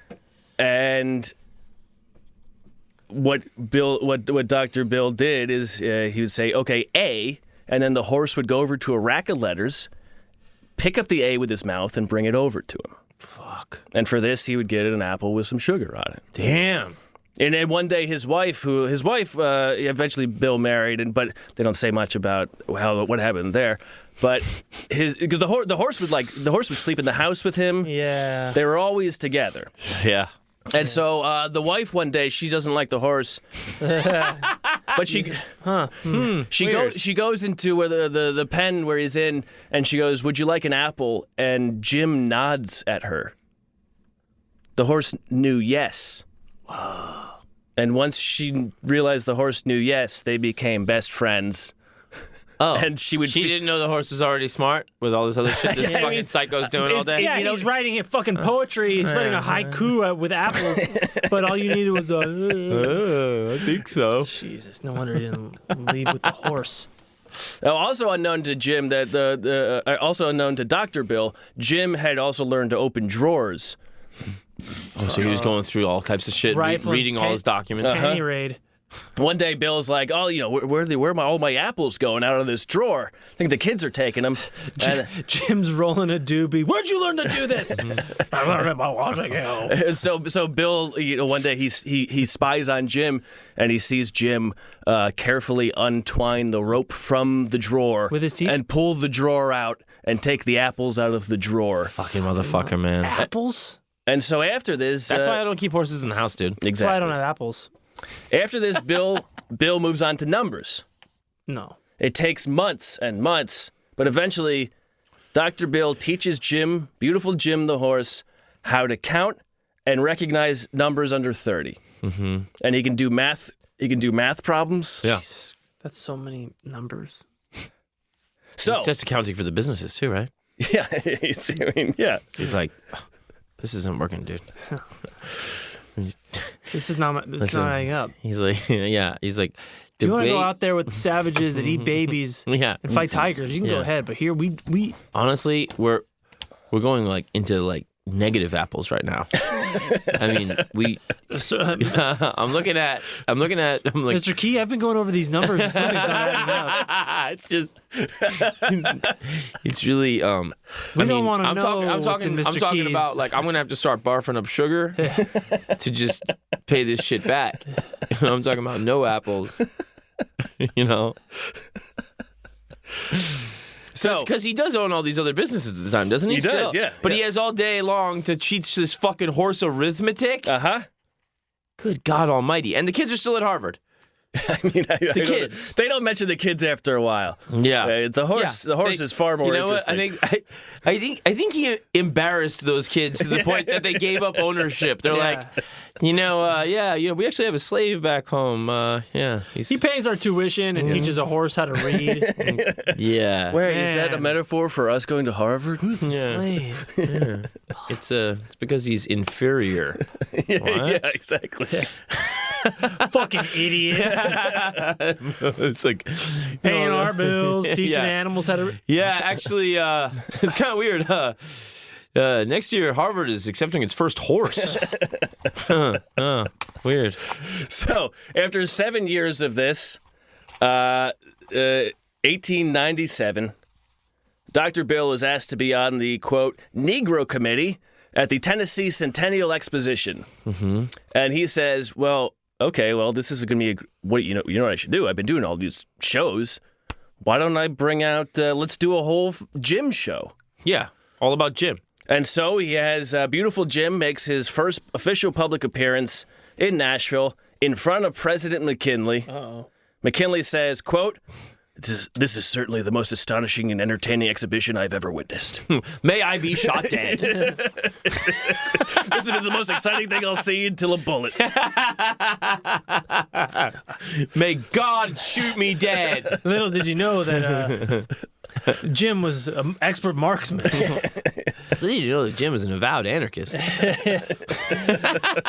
Deep cover for years. Was it McKinley shot by the anarchist? I don't even know. Yeah, he was. He was shot by anarchists. Yeah. I did not know that it was an anarchist. Yeah, he said, I am an anarchist. I have done my duty immediately after. That one?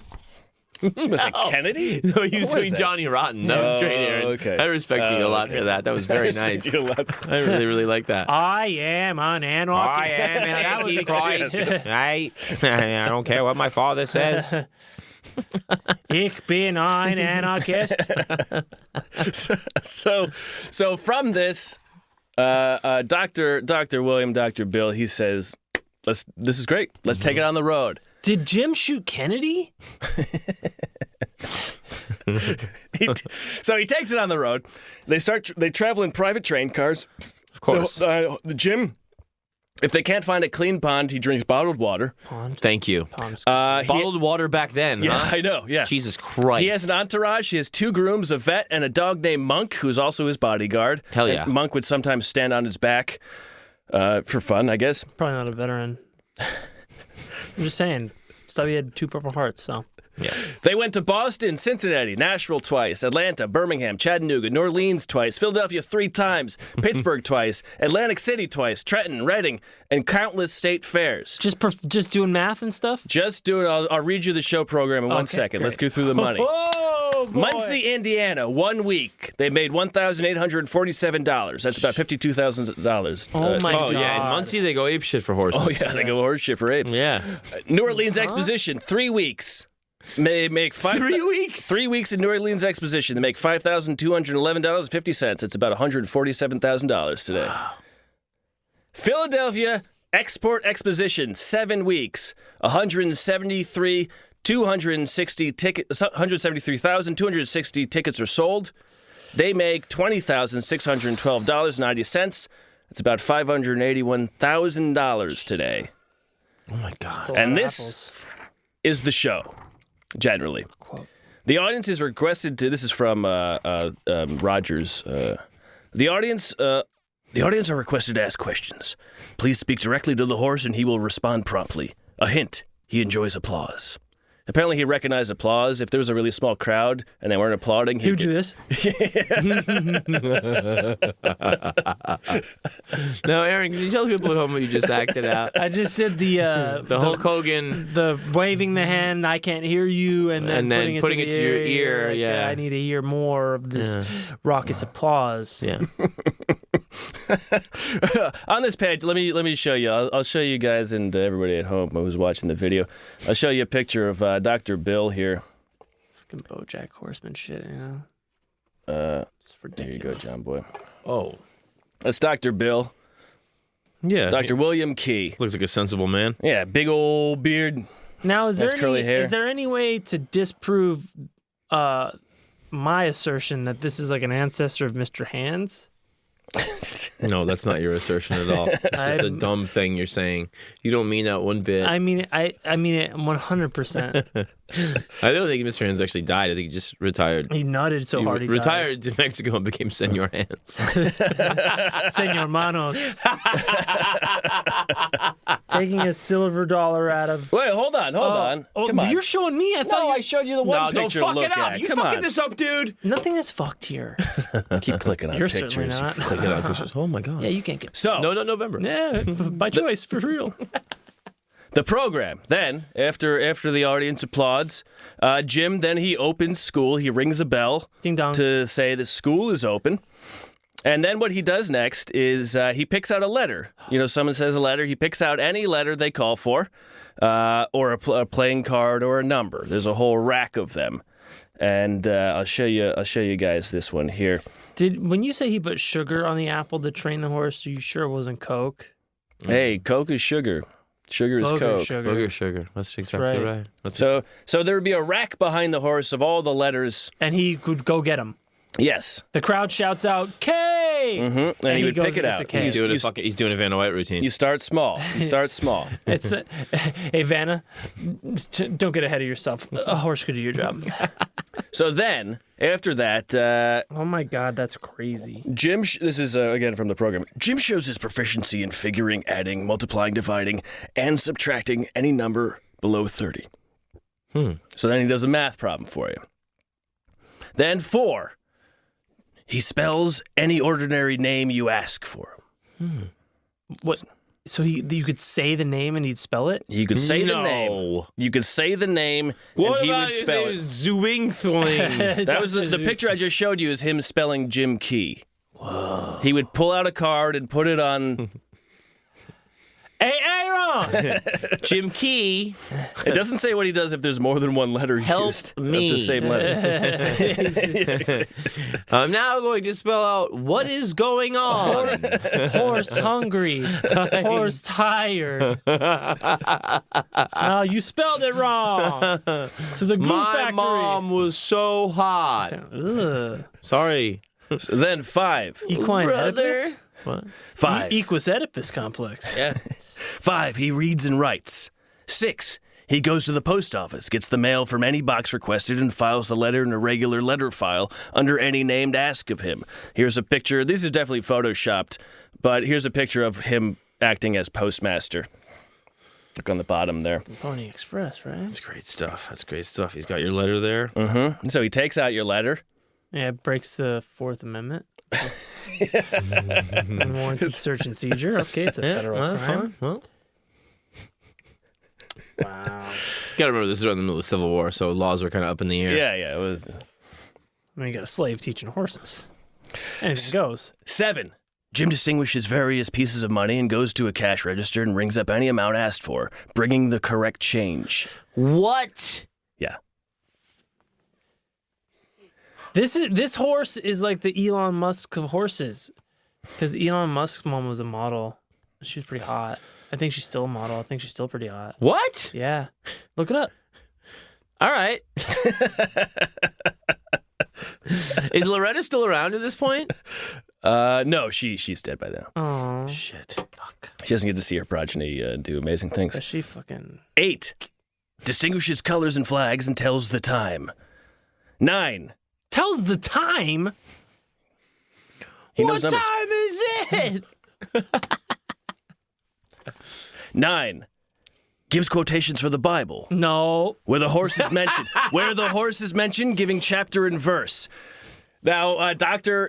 William, he said that he would read the Bible to him, and the horse took extreme interest in any passage that featured a horse. It's Oh, like the bullshit. horseman of the apocalypse, etc. Yeah, he I loved was that one part. of four. My mom was one of 4 horsemen, and then I became the son of the 4 horsemen, and now I do the No, math. Now I work at Woolworths. I noticed you mentioned horsemen. I couldn't help no, it.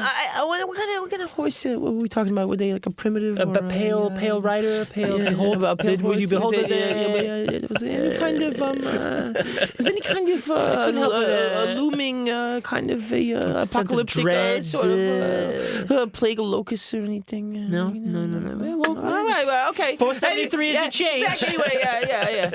Anyway, go on. What did the man say? 10. Uses the telephone.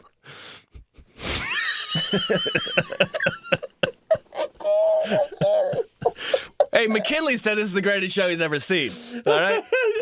He offed himself. Well, there's nowhere to go but down. Who's on the phone? It's President McKinley again. All right, you're listening to Horse Chat. This is Jim. You're on the air. McKinley, you're on the air. McKinley, you're on here. Welcome to Jim, Horse. it's great to be here. Hi, It's 4:53 in the a.m. You're listening to Horse.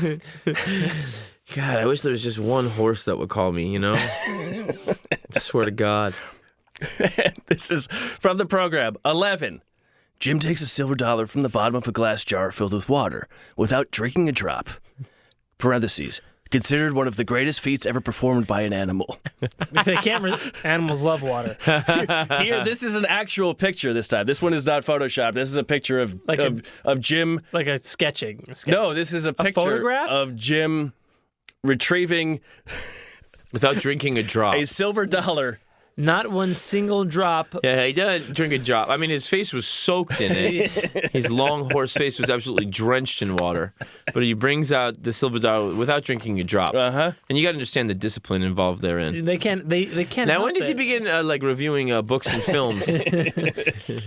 Seabiscuit hated it. New York Times hates this guy. He's reading. They don't shoot horses, do they?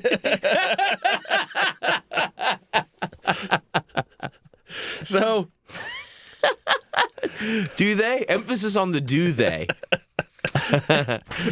Asking for a friend. and then the last part of the program, part 12, Jim offered for sale. Not wanting to leave, he goes lame. And then he's well again. Parentheses. One of his most amusing and laughable feats. Hey Jim, I'm gonna sell you to this girl. Yes. And then... No! Yes. He answered the comedy bit? Yeah. Fuck me running. Yeah. Quit. I have. Yeah, you can't do math. No, I can't do that. This horse can resist This horse drinking. can do math. Look at you can't resist it. And there's not even a silver dollar in there. The silver tongue, oily tongue, maybe. See his cock. Oh my God. So, Imagine. so after all this, eventually this guy Rogers, he tries to buy the horse from Dr. William Key. William Key says, you can pay me $10,000 for the horse, but I still get to be his trainer and make money from him, and I still live with him. Rogers says, absolutely. What? Wait, so Yeah. you can just give me $10,000 and nothing changes? Yes, exactly. But Rogers then also makes a cut of all of the money. Well, I mean, Keys go, how much for me? Yeah. Jesus Christ, that's insane. And so then they... Dude. This is getting way out of hand. Why were you holding out on us? This is such a cool story. That's why I wanted to end with it. Good God almighty. So... Well, my chicken had no head. no face. Fucking asshole. Still managed to choke to death. Yeah, and the cat might have been on 2 boats. I feel stupid now about my stories.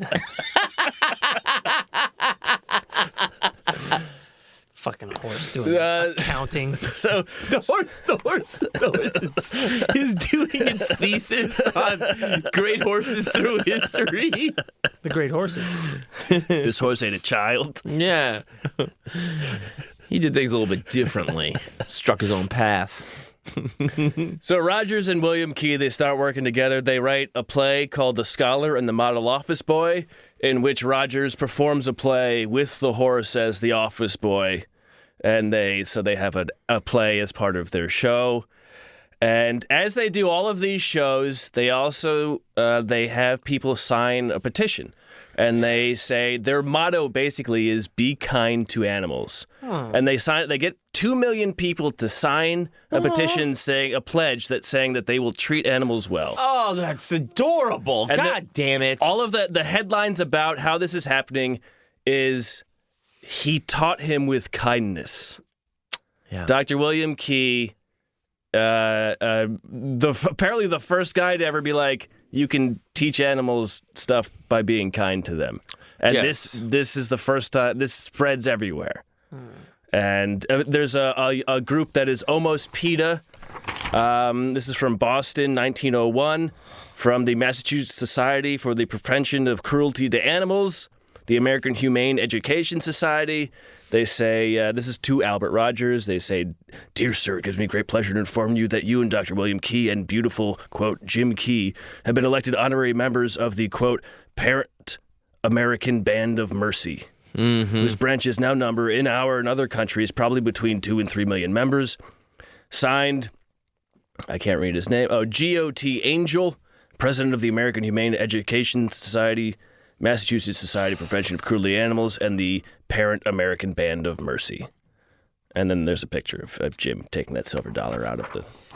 You know, there is this thing, in American history that's just like of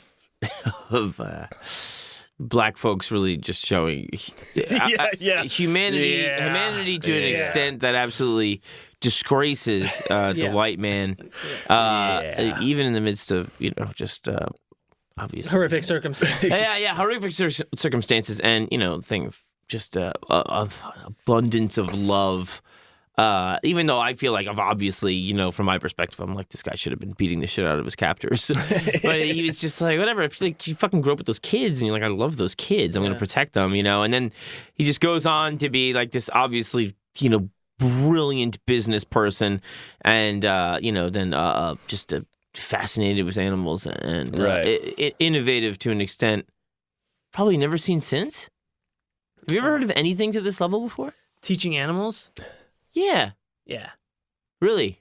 Yeah. Who's doing that? All sorts of people. But back then, no one. Yeah. Right. Yeah. Okay. I mean, it's incredible. I'm not taking away. No, you're saying everybody does it now, you fucking jackass. You learned to read. Go wait outside. You learned to read. Simple donkey like me. Very good, Aaron. Very good. Very good. That's incredible. No, it's absolutely astonishing. And you didn't take anything away from Matt's story with that shitty commentary. You brought it up. He Matt, made liniments. just look at me. He made liniments. I have actual discussion to contribute. What, your cat? Ice float. And I'm not too thrilled. I'm pretty pissed off. Let me tell you something. When I get on board that boat, I'm not going to be fun to deal with. Fucking horses writing letters. Yeah. Your cat could go talk to the horse. It's his I bet therapist. that horse could teach my cat a thing or two. I think so. I think so too. I really love the idea, though, of particularly of the horse showing interest in historical horses. Yeah. Yes, Because of course. the thing about this, the horses. If like somebody tells me I have to learn something, I'm like, oh, this fucking sucks. You know what I mean? But if it's like, some pervert from history and I want to learn about it, then I'm all over it. Mm-hmm. So how much faster would the horse learn if it was about a subject it was interested in? Yeah, exactly. Like, could this horse actually have, That's how they taught it the alphabet was, apple. It loved apples. Yeah. So.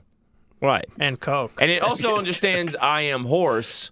Right. And then horses come up in various literature and you go like, oh, like me? Oh, weird. I mean, again, this is all from William Key's, and he was a guy who did minstrel shows. Sure. So there is a grade of sugar to be taken with it. But Yeah, but there's also a couple of apples, too. yeah, exactly. How do you like them?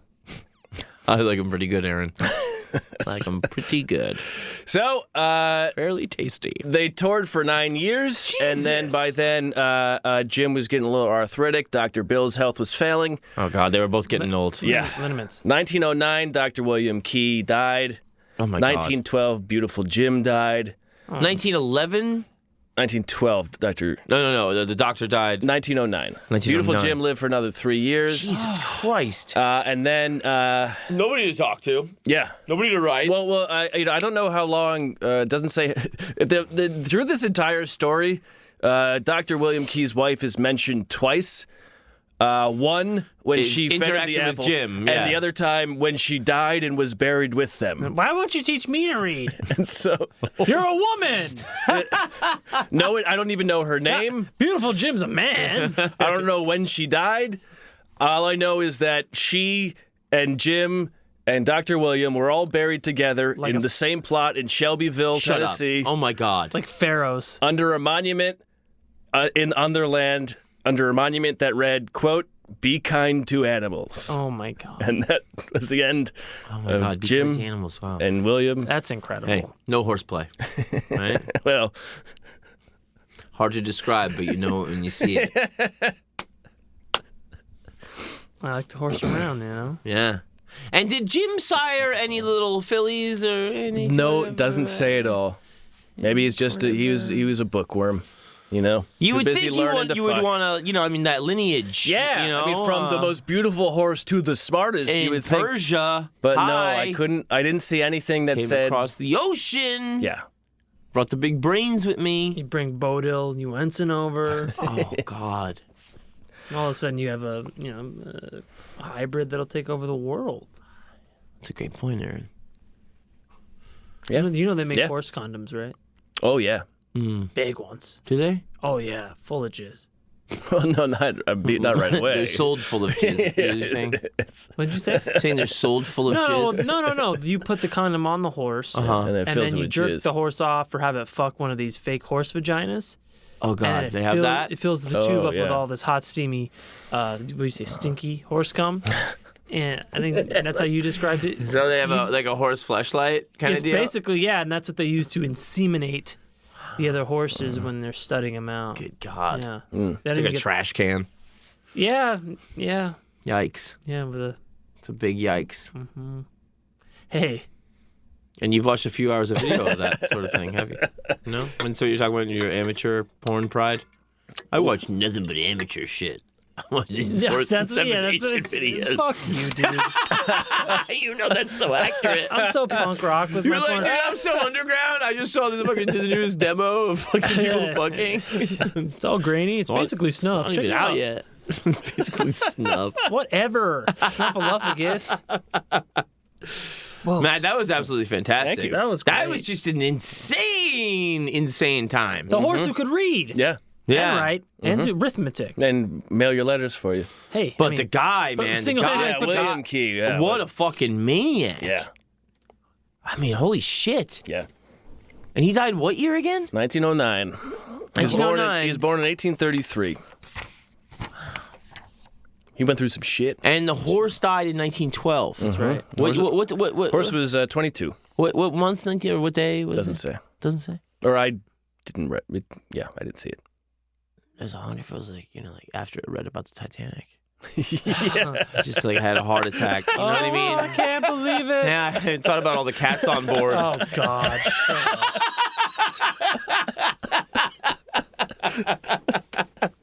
Every man for himself. I can't go Follow on. the cats. Forget about the captain. Forget about the band. Do what the cats are doing. Those dudes are losers. Get to a plank. Stay there. Follow Leonardo DiCaprio. Stubby's manning the torpedo. Oh, God, that was fun, fellas. That huh? was. That How was about fun. them animals? How about Yeah. you know what? Sometimes you find a little bit of humanity and eccentricity. in the animal kingdom. Wow, yeah. That's exactly right. Yeah. We could all use a little more animal humanity, I think. Yeah, I think, these guys would have been like, they would have really soared if we never, put human civilization around their necks. You know what I'm saying? I mean, your chicken didn't even have a neck. Oh, it was just a neck. It had a neck, Yeah, it's largely neck. Yeah, mostly a largely neck. neck. Largely neck. Well, I'm largely neck these days. How do my feathers look? Because I can't see shit. I don't want to embarrass myself. You got to look the part, and the head gets carried around with me. So Did he put it on like a mask? no, he would carry the head around next Here's to the my chicken. head. And he would be like, "Whoa, it's down here now." He would carry the head Got around. your nose. Yeah, whoa! Oh my god. That's so fucked up. Yeah, it's really embarrassing, but luckily the chicken couldn't see it. Or You know what I Or mean? hear it. Or Well, no, it had one ear, so it could hear it. in one mono. Yeah, it just hear it. It's just the left. I wish I could hear the humiliation. And 5.1.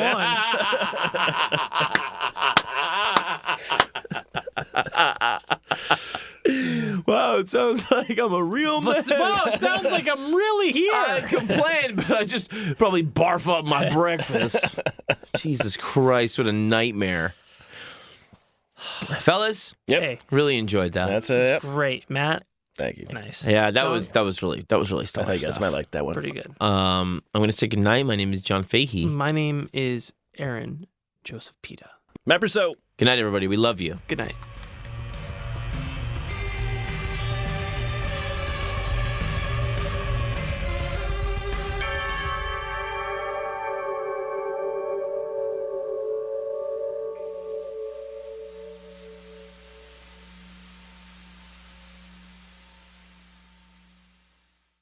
Starburns Audio.